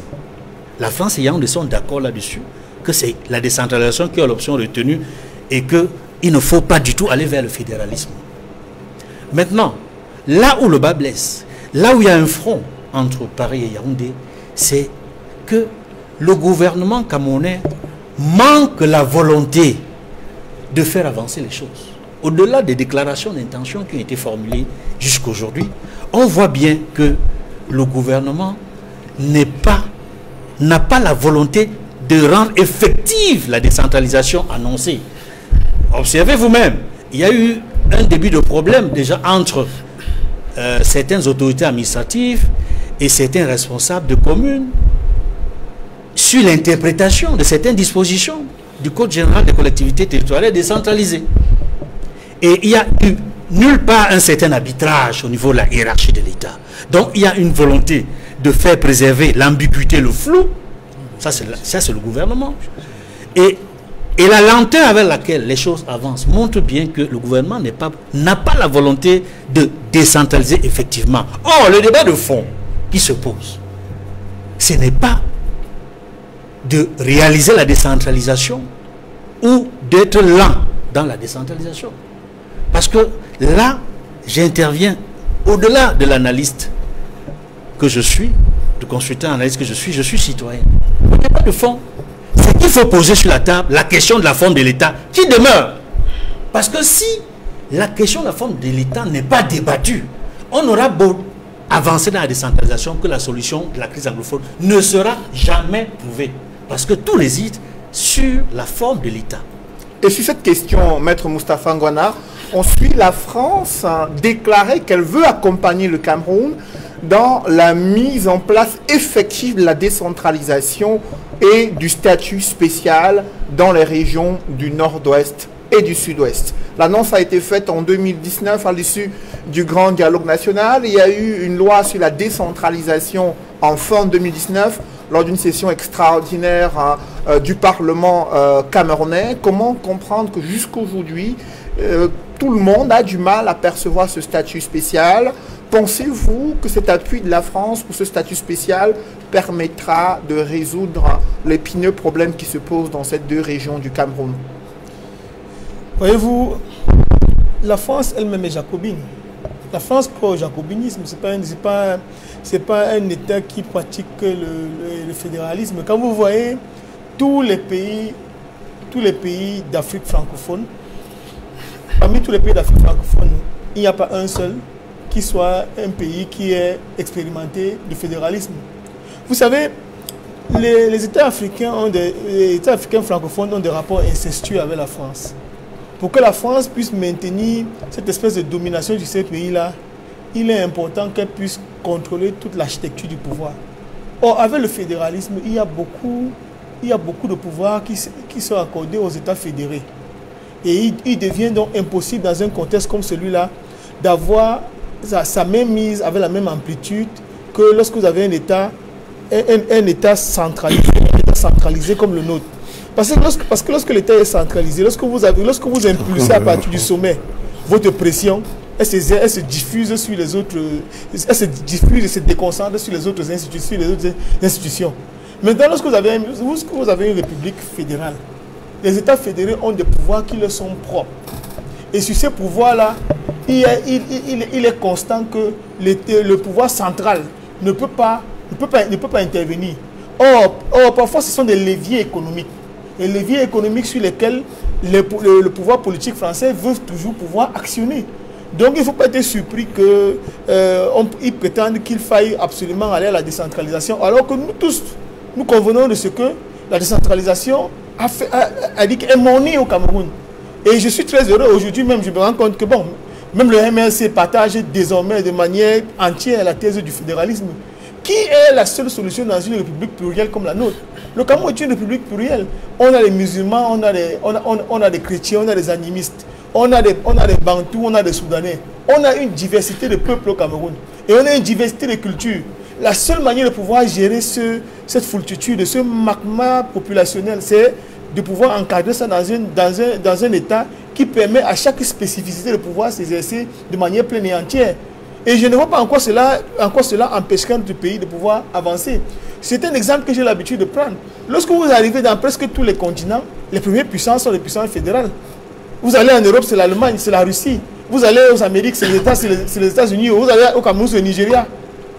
Et ces pays, on ne va pas dire qu'un Ibo ne se reconnaît pas avec un Aoussa comme étant Nigérian. Non, ils sont tous des Nigérians. Donc on a absolument besoin de mettre en place le fédéralisme. Mais c'est une difficulté avec le régime actuel qui est absolument centralisateur. Lorsque vous voyez, il y a des exemples qui peuvent relever de la banalité, mais qui expriment la volonté du gouvernement de pouvoir tout contrôler. On vous a dit qu'il y a la dotation à la décentralisation, ça doit être au moins 15%. Ce n'est jamais arrivé. On vous dit qu'on s'inscrit dans les lycées et collèges. Aujourd'hui, il y a un compte qui est géré par le ministère et après on partage dans les établissements. Vous voyez même les questions les plus élémentaires comme celle-là. On dit qu'on a un peu de décentralisation, mais le ministère de l'enseignement secondaire doit encore gérer les frais d'inscription dans les lycées. Est-ce que vous croyez qu'il y a une véritable volonté? Non, il n'y a pas de véritable volonté. Si on veut que les choses se fassent normalement, il faut qu'on puisse donner la possibilité aux Camerounais de libérer leurs énergies. C'est pourquoi je partage très souvent les thèses de Dieudonné Somba sur le fédéralisme. Aujourd'hui, le pouvoir central est l'objet de toutes les convoitises. L'objet de toutes les convoitises parce que c'est lui qui concentre tout. Aujourd'hui, il faut pouvoir le rendre moins attrayant, moins attractif, en laissant les populations de différentes régions du Cameroun administrer les affaires quotidiennes et qu'on laisse les affaires de souveraineté à l'État central. Ce n'est que la seule possibilité que nous avons de pouvoir sortir de la crise anglophone. Les anglophones ont expérimenté le fédéralisme. Les anglophones ont expérimenté le local government. Ils ne peuvent pas aujourd'hui, quelle que soit la solution qu'on propose, même ceux qui sont dans le RDPC, lorsque vous les avez en aparté, je vous le dis, quand le cardinal Toumi dit qu'ils sont tous au fédéralisme, ce n'est pas une vue de l'esprit. Lorsque vous parlez avec un anglophone qui est dans le RDPC, lorsque c'est en aparté, quand c'est en dehors des micros, je vous le dis, ils sont pour le fédéralisme. Et beaucoup reconnaissent qu'ils ont fait beaucoup de mal à leur pays. Donc il faut qu'on puisse se le dire. La position de la France est une position qui s'explique historiquement, non seulement par ses intérêts, mais également avec sa vision de la nation, qui ne tient pas compte des réalités qui sont les nôtres. Le Cameroun est un pays particulier. Quand on dit souvent le Cameroun, c'est pas que c'est pour également d'une certaine manière expliquer toutes ces difficultés, toutes ces différences, toutes ces multitudes là qui font notre nation et qu'on doit absolument gérer dans un noyau fédéral. Et aujourd'hui, ce qu'il faut faire, c'est qu'il faut briser les symboles. Il faut briser les symboles. Et rien ne nous dit qu'on est obligé d'avoir un fédéralisme à la canadienne ou bien à l'américaine ou quoi que ce soit. Il faut déjà que même la dénomination de la République puisse changer. C'est les symboles qu'il faut briser. Parce qu'on est parti, on est revenu à la République du Cameroun comme si on n'avait jamais fait, comme s'il n'y avait jamais eu un processus d'unification. Et tout ça, c'est des symboles qu'il faut absolument briser pour faire croire aux autres que non, nous reconnaissons que peut-être nous avons certainement été le même peuple. La colonisation, par le fait de la colonisation, nous nous sommes retrouvés divisés. Nous nous sommes remis ensemble. Mais il faut que ce mariage-là puisse quand même être consacré quand même par des petits symboles. Et notre fédéralisme peut être un fédéralisme particulier, sui generis, comme on dit, comme nous les juristes nous disons. Et dedans, tout ce qui fait peur relativement à la possibilité de sécession véritable, peut être encadré et encadré dans un sens qui va nous permettre d'éviter la sécession. Vous avez vu par exemple en Catalogne, il y a Puigdemont a voulu faire une sécession, mais il a fait l'objet de procédures pas possibles. Même si les Catalans sont pour veulent sortir de l'Espagne, le reste de la nation s'y oppose avec force. On peut même créer des infractions spéciales. Des infractions spéciales qui vont faire en sorte que les personnes qui élèveront plus tard le débat soit pour une nouvelle unification ou bien pour la sortie du fédéralisme ou bien pour la sécession fassent l'objet d'infractions fédérales. On crée même des infractions fédérales. Parce que quand le fédéralisme, si on y parvient un jour, il y aura des infractions qui ne pourront être jugées que par les cours fédéraux et non pas aux États fédérés. Donc tout ça, c'est des mécanismes qu'on peut mettre sur pied et permettre à notre pays de pouvoir se gouverner en respectant la multitude, la multiplicité populationnelle, la multiplicité culturelle qui est sienne. Donc il faut absolument qu'on puisse arriver à cela. Et si on ne va pas au fédéralisme, je vous dis que si le président Paul ferme les yeux aujourd'hui, je ne sais pas quel est l'esprit qui va permettre aux anglophones de rester dans la maison Cameroun. Parce que avant qu'on passe... Oui. Allez-y. Je ne sais pas celui qui va permettre aux anglophones de rester dans la maison Cameroun. Parce que voyez-vous, dans le régime actuel, le dauphiné est même interdit.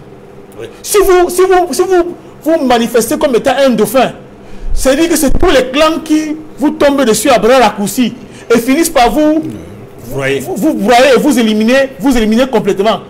Par contre, si dans le système qui est le nôtre, on avait dessiné le portrait robot de celui qui peut prendre la suite, le préparer à prendre la suite, et qu'un consensus progressif s'établisse autour de sa personne, on aurait pu sans être d'accord, au moins comprendre que voilà celui qui va continuer.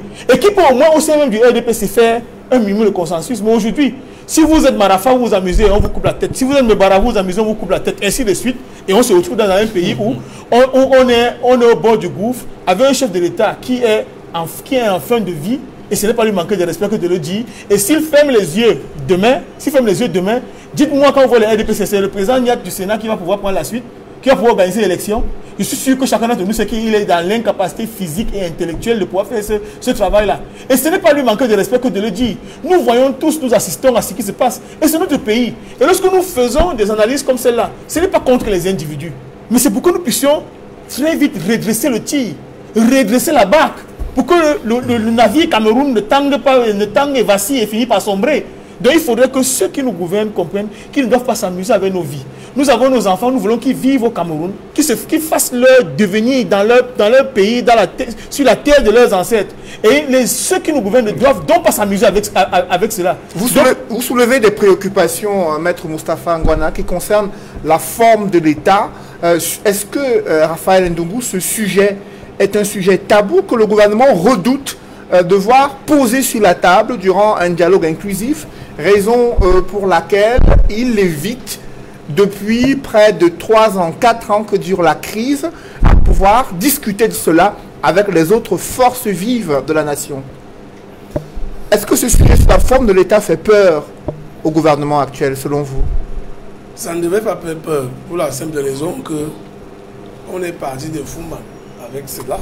Je vous l'ai dit tout à l'heure à l'entendre qu'en réalité, quelqu'un se pose la question dans son ouvrage, est-ce qu'on doit aller à Fumban pour la deuxième fois pour recentrer ce qui avait été dit là-bas, pour faire respecter ce qui avait été dit là-bas. Au cours du grand dialogue, vous avez suivi tout à l'heure, je crois, un des maîtres a dit que un des membres du bureau politique avait parlé de ça. Et ça s'est passé à Fumban. Donc, il était peut-être jeune, mais je crois qu'il était déjà là. Sa Majesté Ibrahim Bobo Douya, roi des Bamoun, sur ces terres. Donc, honnêtement, ce n'est pas un sujet tabou. D'ailleurs, nous pensons que si le premier grand dialogue a connu ce qu'il a connu, parce que là-dedans, on n'a pas de statut spécial, on a dit qu'on va accélérer la décentralisation. Et nous sommes donc d'accord que l'accélération, là, connaît des problèmes. Et peut-être on peut comprendre que les habitudes ayant la peau dure, c'est difficile pour les personnes qui ont été habituées à gérer certaines choses à leur niveau de les libérer pour que ce soit géré à la base. Ça, ce sont les habitudes de la peau dure. Et je suis sûr d'une chose, c'est que quand le président Biya va donner plus de pouvoir à monsieur le Premier ministre, il va frapper la main sur la table pour que ses collaborateurs libèrent justement Mais il va le faire quand il n'est pas Raphaël dans les tout petits. Ça fait déjà 5 ans que la crise anglophone dure. On a suivi le Premier ministre en 2019, dit qu'il est un apôtre de la paix, messager du chef de l'État, qu'il vient pour discuter de tous les sujets. Et le principal sujet qui était très attendu concernant la forme et la nature de l'État, ce sujet a été galvaudé durant le grand dialogue national. Et il revient, une fois de plus, lorsque tous les acteurs politiques se retrouvent, ils estiment que c'est le sujet prioritaire qui doit être inscrit à l'ordre du jour d'un nouveau dialogue inclusif.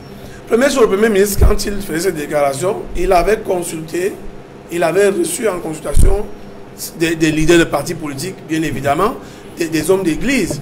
Il est bien vrai qu'à l'époque, le professeur Maurice Kamto n'était pas en liberté, mais il avait quand même reçu, je crois, son premier vice-président. Et que, bon, aujourd'hui, beaucoup pensent qu'une fois libre, il faut qu'il participe à la prochaine, si vous voulez, au prochain grand dialogue. Donc le Premier ministre, quand il venait, il avait déjà écouté les populations, les Camerounais qu'il a reçus en consultation. Et donc, chacun allait dans son sens, avec ses propositions. Donc il ne disait pas pour blaguer. C'est pour cette raison que je crois que nous faisons des propositions ici. Nous disons et nous pensons, pour paraphraser Maître Ngwana, qui a dit tout à l'heure que beaucoup parmi ces gens-là, qui sont même du RDPC dans les deux parties du pays, sont pour le fédéralisme. Pourquoi la politique d'autruche? Il faut donc ensemble, ces gens-là commencent par se retrouver et qu'ils nous amènent un fruit, quelque chose. Ça fait donc au moment du grand dialogue, tous ces sujets-là doivent être débattus. Honnêtement, lorsqu'on est sérieux, quand il y a n'importe quel problème, même dans nos foyers, lorsque vous avez un problème X, on peut soulever d'autres problèmes parce qu'il faut, on cherche à voir, on cherche à comprendre comment on est arrivé là. Si ce qui avait été dit à Fumba n'avait pas été respecté, il faut peut-être revenir là-dessus en interrogeant, puisqu'il y a les écrits, ce qui avait été dit, est-ce qu'on respecte? J'ai seulement pris un cas tout à l'heure de la préséance. Je peux prendre notre cas où on a dit simplement que quand le francophone gouverne, la prochaine fois, c'est un anglophone. Tout cela doit être débattu. Parce que de toutes les façons, ces gens-là demandent la sécession tout simplement parce qu'ils se rendent compte que ils ne sont pas, leurs problèmes ne sont pas pris en compte.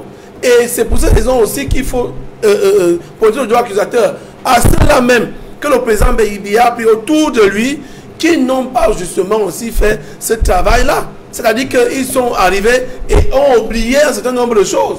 Parce que j'ai souvent l'habitude de dire, lorsqu'on a les chaussures aux pieds, nous les avons ici tous, quand votre chaussure fait mal, c'est vous qui savez que votre chaussure fait mal. Nous qui sommes partout, peut-être sur le du sud ou du centre là-bas, on ne connaît pas leurs problèmes qu'ils ont en interne là-bas. Et il faut donc que quelqu'un soit porté de ces problèmes pour porter l'attention du grand soir ou alors le grand jour, pour dire voici les problèmes, voici nos préoccupations. Nous pensons que nous voulons ça, ça, ça. Je pense aussi que si on avait accéléré cette affaire de décentralisation, peut-être on aurait moins de problèmes. Mais ça fait plusieurs années que ça n'a pas marché. Il faut donc inscrire. Ce n'est pas le ministre de français pour moi qui vient nous apprendre cela. Je crois que des Camerounais ont déjà dit sur votre plateau et partout ailleurs. Donc il n'est pas exclu que on reconvoque notre grand dialogue. Rien de plus beau de voir des Camerounais s'asseoir ensemble pour discuter du développement de leur pays. Ce n'est pas un sujet qui doit être tabou de toutes les façons. Ce qu'il faut faire, c'est que il faut donc, lorsqu'on va convoquer ce grand dialogue, que les points soient bien précis. Ceux qui en souffrent dans leur chair. Parce qu'il y a des gens qui souffrent dans leur chair. Aujourd'hui, ils ont perdu des Camerounais là-bas. Aujourd'hui, ils se sont déplacés. Leur économie est en baisse. Et tout ce que vous imaginez, il n'est donc pas question de dormir sur le laurier aujourd'hui. Quand on parle même de statut spécial, bien évidemment, qu'est-ce qu'on a envie de faire? Il faut qu'on dise aux Camerounais que dans le statut spécial, voici ce que nous devons, ce que nous allons faire dans ces deux parties de la région. Et vous avez donc bien évidemment vu comme un ping-pong. Le Premier ministre, ressortissant de cette partie du pays, dit telle chose. Son ministre de l'administration territoriale, qui est également ressortissant là-bas, ça fait comme si le pays est divisé, comme si les deux régions-là, il y a une division. C'est pour ça que moi, je suis peut-être pas un Camerounais qui est plus nanti, mais je propose à ces gens-là d'aller s'asseoir eux-mêmes. Que les gens, des personnalités du nord-ouest et du sud-ouest, peu importe leur chapelle politique, religieuse, qui s'asseyent, qu'ils nous amènent quelque chose à l'issue de leur trouvaille. Parce qu'en réalité, il y a des vérités là-bas qu'on ne veut pas nous dire. Et au-delà de la crise anglophone, autre problème au Cameroun, c'est le respect de l'état de droit. avec vous, Maître Désiré Sikati. Depuis le 22 septembre en 2020, plusieurs militants de votre formation politique ont été arrêtés et placés en détention. Certains ont introduit des demandes d'habeas corpus auprès des juridictions camerounaises. Qu'en est-il aujourd'hui? Quelle est leur situation? Bien sûr que je vais vous répondre, M. Noufélé, mais permettez-moi quand même de dire deux petits mots par rapport au sujet des dernières thématiques sur la question du fédéralisme. Moi, je voudrais quand même dire qu'il ne faut pas être naïf. Quand on pose le problème en termes, est-ce que la question du fédéralisme, c'est une question taboue? Nous savons très bien que cette question n'est pas une question taboue. Mais si on part du fait que nous sommes dans ce que je peux appeler une kleptocratie, c'est-à-dire ce type de gouvernement où chacun qui travaille pour le compte de l'État pense qu'il peut piocher dans les caisses publiques, qu'il peut voler l'État comme bon lui semble, eh bien, pour les kleptocrates, le fédéralisme, ça pose un véritable problème parce que lorsqu'on parle d'État fédéral, ça veut dire qu'il y aura une sorte de... tout ce qui concerne, par exemple, l'argent.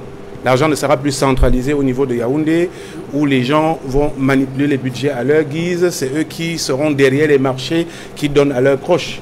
C'est ça l'avantage du fédéralisme. Ça veut dire que tout ce qui concerne l'argent, parce que c'est ça, le problème, c'est l'argent. Si le fédéralisme c'était quelque chose qui contenait tout sauf l'argent, vous pouvez être sûr qu'on aurait tout transféré. Donc ceux qui sont à Yaoundé ne veulent pas laisser cet argent aux communautés locales. Avec le fédéralisme, par exemple, Douala qui produit pratiquement 70% des recettes fiscalo-douanières sera à même d'utiliser une partie de cet argent-là pour développer les infrastructures. Mais avec l'État centralisé, on n'a jamais dit que l'État centralisé est forcément mauvais partout. Voilà, si vous allez par exemple en France, vous allez voir qu'ils ont le système de l'État centralisé, mais vous voyez quand même que la France est aussi développée que les États-Unis, le pays, l'État fédéral par excellence. Vous allez même au Ghana, le Ghana c'est un État centralisé, mais quand on voit le rythme de développement du Ghana, on comprend que d'ici quelque chose comme 20 ans, ils n'auront rien à vivre à un pays comme le Nigeria qui est un État fédéral. Maintenant, pour revenir à la question que vous avez posée, il faut dire que malheureusement, je voudrais embrayer directement sur la question de l'instrumentalisation de la justice, parce que ce serait comme une sorte de redondance que de me remettre à dire ce que nous avons toujours dit, c'est-à-dire que les requêtes sont rejetées, que tous les recours conformes à la loi qui sont initiés par les conseils des militants du MRC sont forcément rejetés, que les militants du MRC aujourd'hui, pour ceux qui sont en prison, sont détenus dans les prisons à Bafoussam, en Konsamba, à Douala, à Yaoundé, en Fou, Yaoundé à la prison centrale, et qu'il y a même un certain nombre qui ont été transférés au mépris des usages pénitentiaires. Ils ont été transférés de la prison de Fou à la prison de Yoko, alors qu'ils ont fait appel de leur décision de condamnation. Ce sont des militants du MRC condamnés à 2 ans et qui étaient à la prison de Fou. Leur affaire doit faire l'objet d'appel parce que leurs conseils ont fait appel, mais on les transfère pratiquement à environ 270 km de Yaoundé, où la voie d'accès pour arriver à Yoko est catastrophique. On met pratiquement 7 heures de temps pour partir de Yaoundé pour Yoko. Et vous comprenez que lorsque l'administration pénitentiaire arrive à transférer des détenus dans ces conditions-là, pour les éloigner du lieu du jugement de leur affaire, c'est quelque part, il y a une forme d'instrumentalisation de la justice qu'on veut aujourd'hui utiliser pour décourager les militants du MRC, pour faire comprendre à ceux qui sont dehors et qui seraient tentés demain d'engager des mouvements de contestation populaire qui seront demeurant des mouvements légitimes. Parce que conforme à la démocratie, on voit dans toutes les démocraties du monde que les gens descendent dans la rue pour faire des revendications.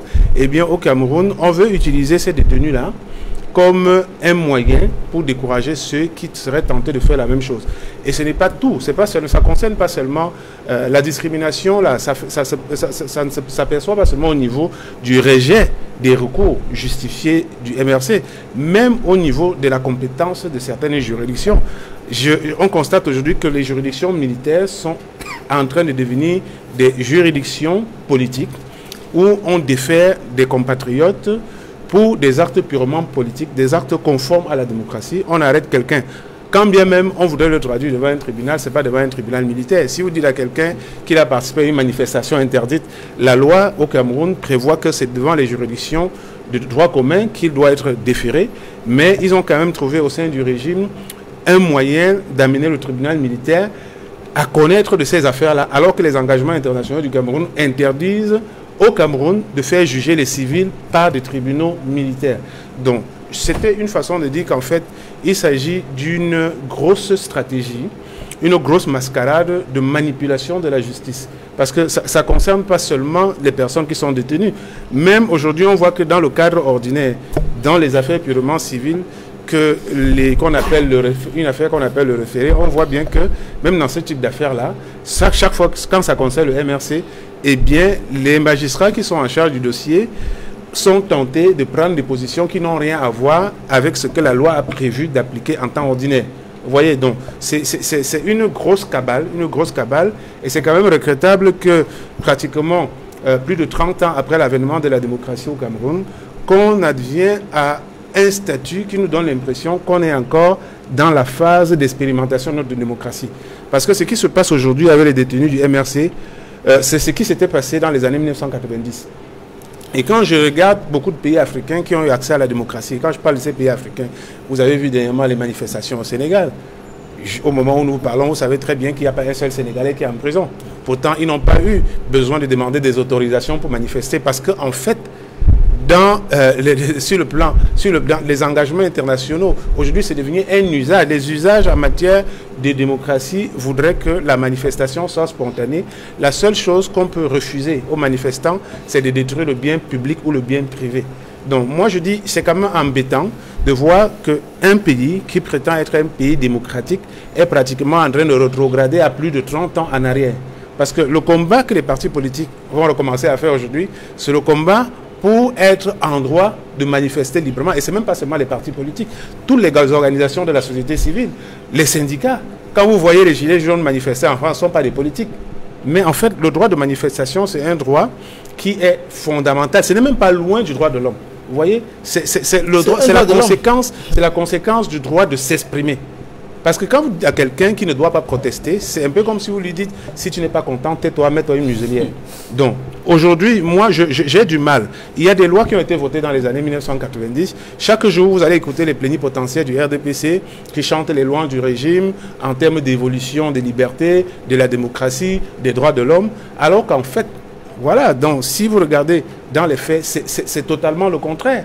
Et ce n'est pas tout. Il n'y a pas que le MRC et ses militants qui subissent cela. Aujourd'hui, nous avons pratiquement 134 militants qui sont en détention depuis les événements du 22 septembre 2020.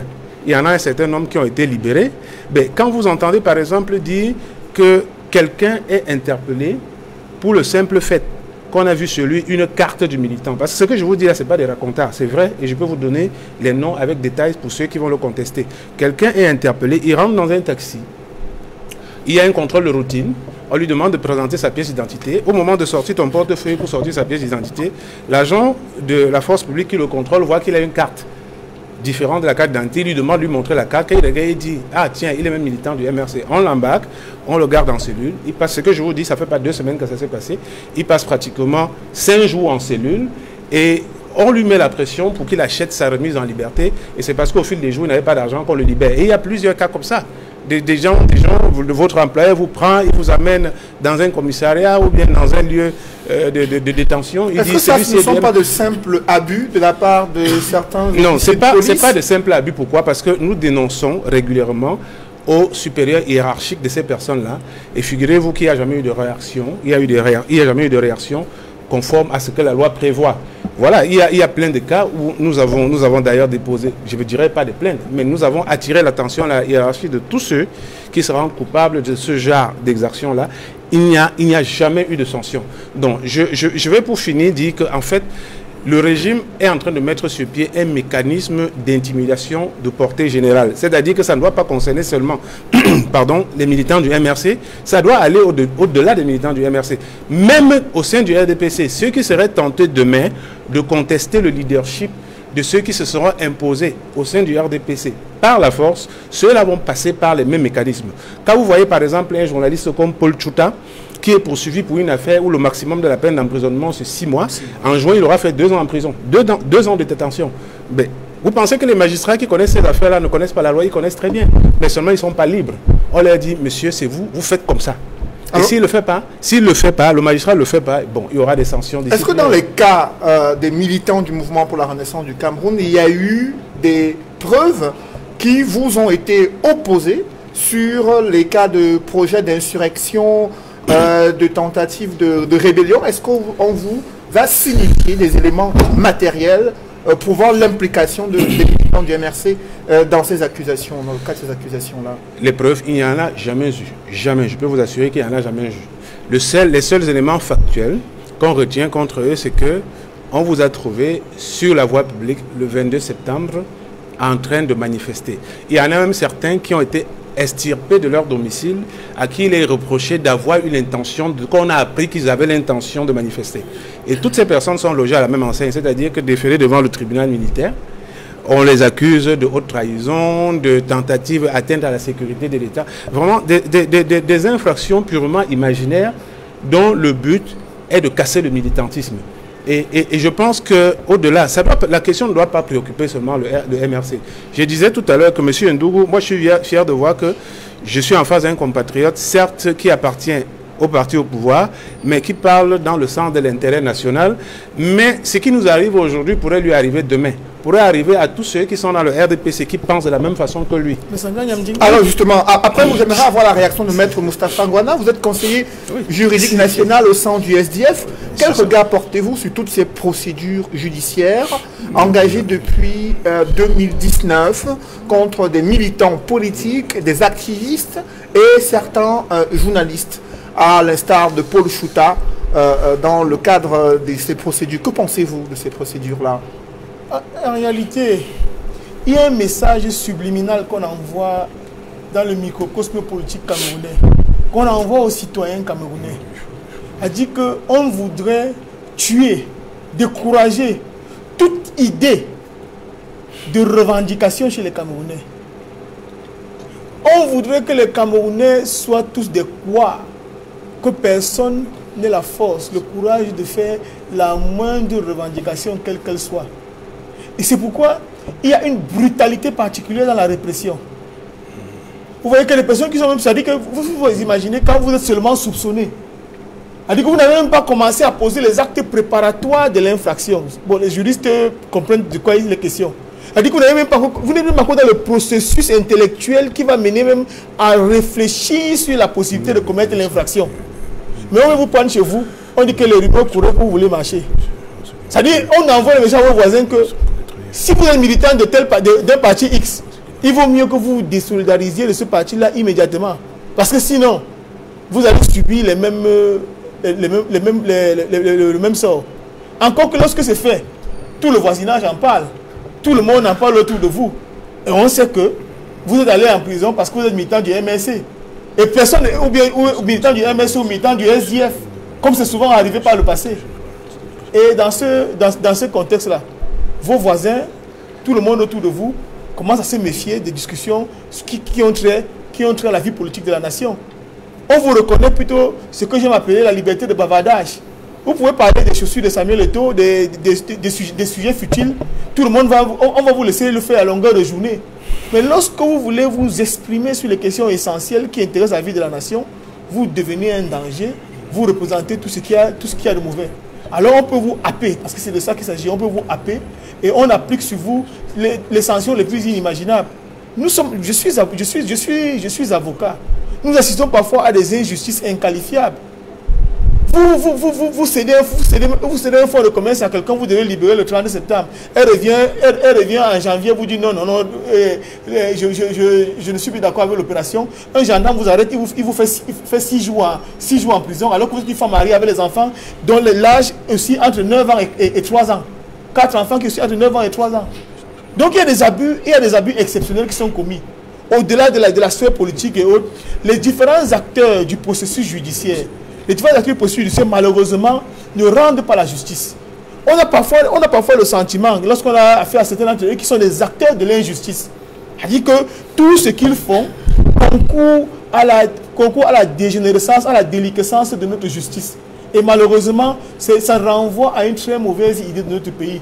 Les anglo-saxons disent « Justice must not only be done, it must be seen to be done ».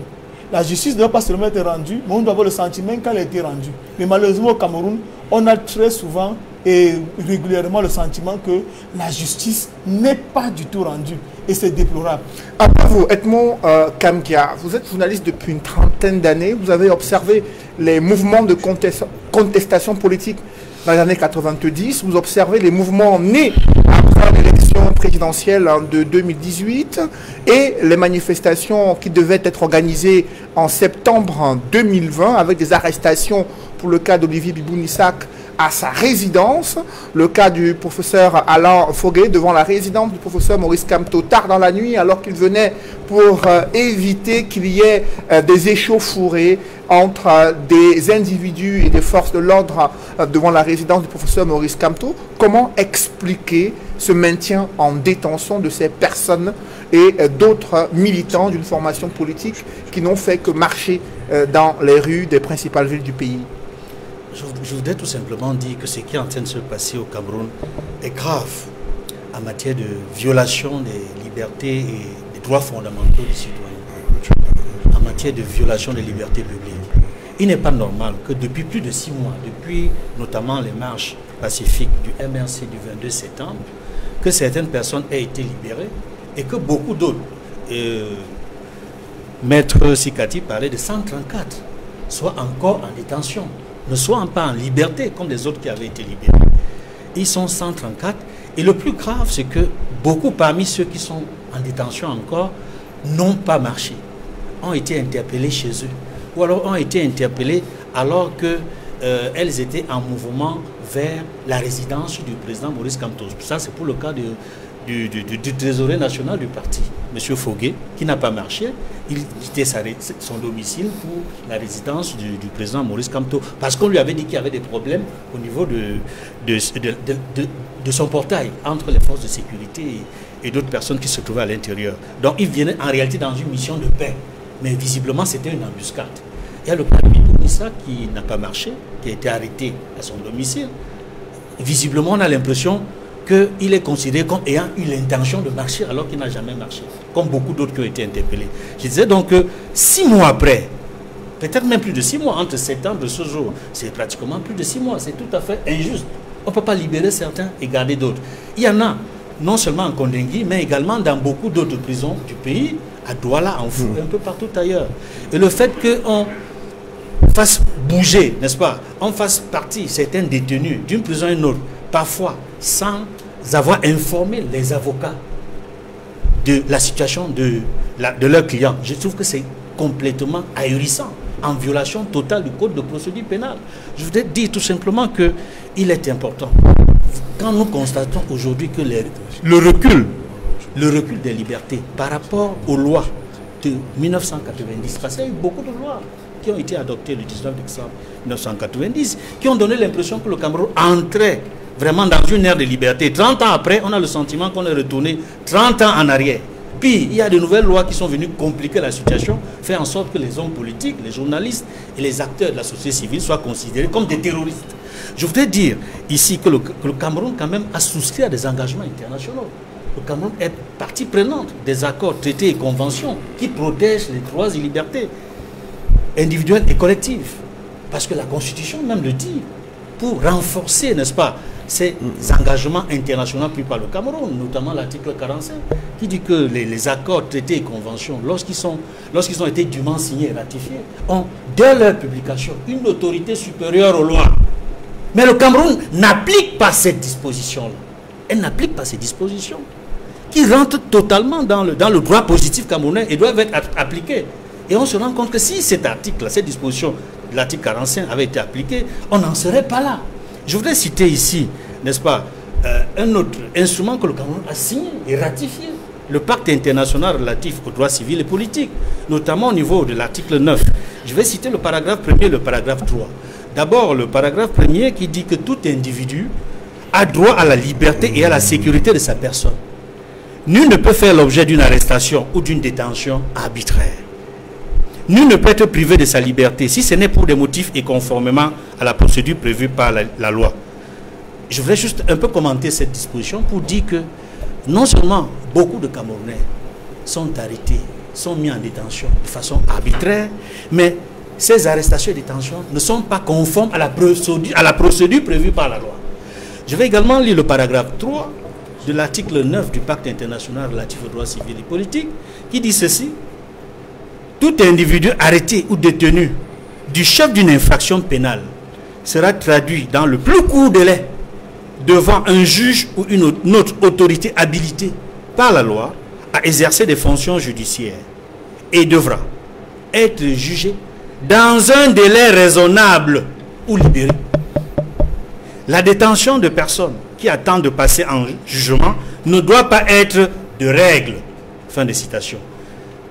Si je dois commenter ce paragraphe 3 de l'article 9 du Pacte international relatif aux droits civils et politiques, je dois dire non seulement que ces personnes qui sont arrêtées et détenues ne sont presque jamais traduites en justice dans un court délai, certains ne sont même jamais jugés, ou alors leurs affaires font en sorte que ces personnes se retrouvent encore en détention alors que le maximum de leur peine est déjà épuisé. L'illustration, c'est avec Paul Tuta, qui a déjà passé près de 2 ans et qui voit de multiples renvois alors qu'il n'a jamais été jugé et condamné de son procès jusqu'à aujourd'hui. Et après vous, Edmond Kamgia, Raphaël, en quelques mots, dans ce contexte politique, avec ces multiples arrestations des militants, activistes et certains journalistes, comment peut-on aller vers une décrispation de la crise politique au Cameroun? Que faut-il faire lorsqu'il y a des centaines de Camerounais en prison pour avoir manifesté une opinion politique, privés de leur famille, privés de leur travail et détenus dans des conditions difficiles? Que faut-il faire? Monsieur Noufele, il y a un fantôme au cimetière d'un volé qui avait dit à un vivant que hier, j'étais comme toi, demain, tu seras comme moi. Les Camerounais ont longtemps demandé qu'on humanise nos prisons. Les Camerounais ont longtemps dit qu'il fallait une certaine célérité sur le traitement des dossiers judiciaires. Parce que les Camerounais ont constaté qu'il y avait plus de prévenus que de condamnés dans les prisons. Aujourd'hui, il y a des personnalités qui avaient la possibilité de régler ça au plus haut sommet, qui sont incarcérés. Tout à fait. Et qui demandent aujourd'hui, bien évidemment, comment vous appelez ça, quand ils sont malades, il faut les évacuer. On a demandé à ce que le plateau technique dans les hôpitaux soit bien rénové afin qu'on puisse se soigner ici. J'ai envie de demander de supplier le président Biya d'évacuer M. Mendozé. Pourquoi je le dis? Parce que M. Mendozé était un de ses fidèles. Aujourd'hui, il est très malade. Parlons maintenant des jeunes gens qui sont emprisonnés. S'ils ont manifesté parce qu'ils voulaient contester l'élection, bien évidemment, l'élection est terminée. Je voudrais également dire à mon président national du RDPC, au président de la République, que ces jeunes n'ont plus rien à faire en prison. Il doit les libérer. Parce qu'il était un homme de paix. Il avait pardonné ceux qui avaient voulu intenter sa vie en 1984. Il travaille avec eux jusqu'à aujourd'hui, avec certains qui ont été soupçonnés d'avoir participé à cette affaire-là. Donc je pense que, monsieur le président, vous qui êtes un homme de paix, vous qui êtes un homme de pardon, demandez d'aller des poursuites pour ces jeunes Camerounais qui ont voulu manifester. Et donc, vous serez davantage un homme de paix. Le peuple camerounais retiendra que vous avez libéré, après les élections, ces jeunes Camerounais. Vous avez demandé l'arrêt des poursuites. Mesdames, messieurs, c'est la fin de cette émission. Merci à vous, Edmond Kamgia et Raphaël Ndungu, d'avoir participé à ce débat. Merci également à vous, Maître Moustapha Ngwana et Maître Désiré Sikati, d'avoir participé à ce débat. Mesdames, messieurs, merci d'avoir suivi cette émission et merci de rester sur Equinox Télévision.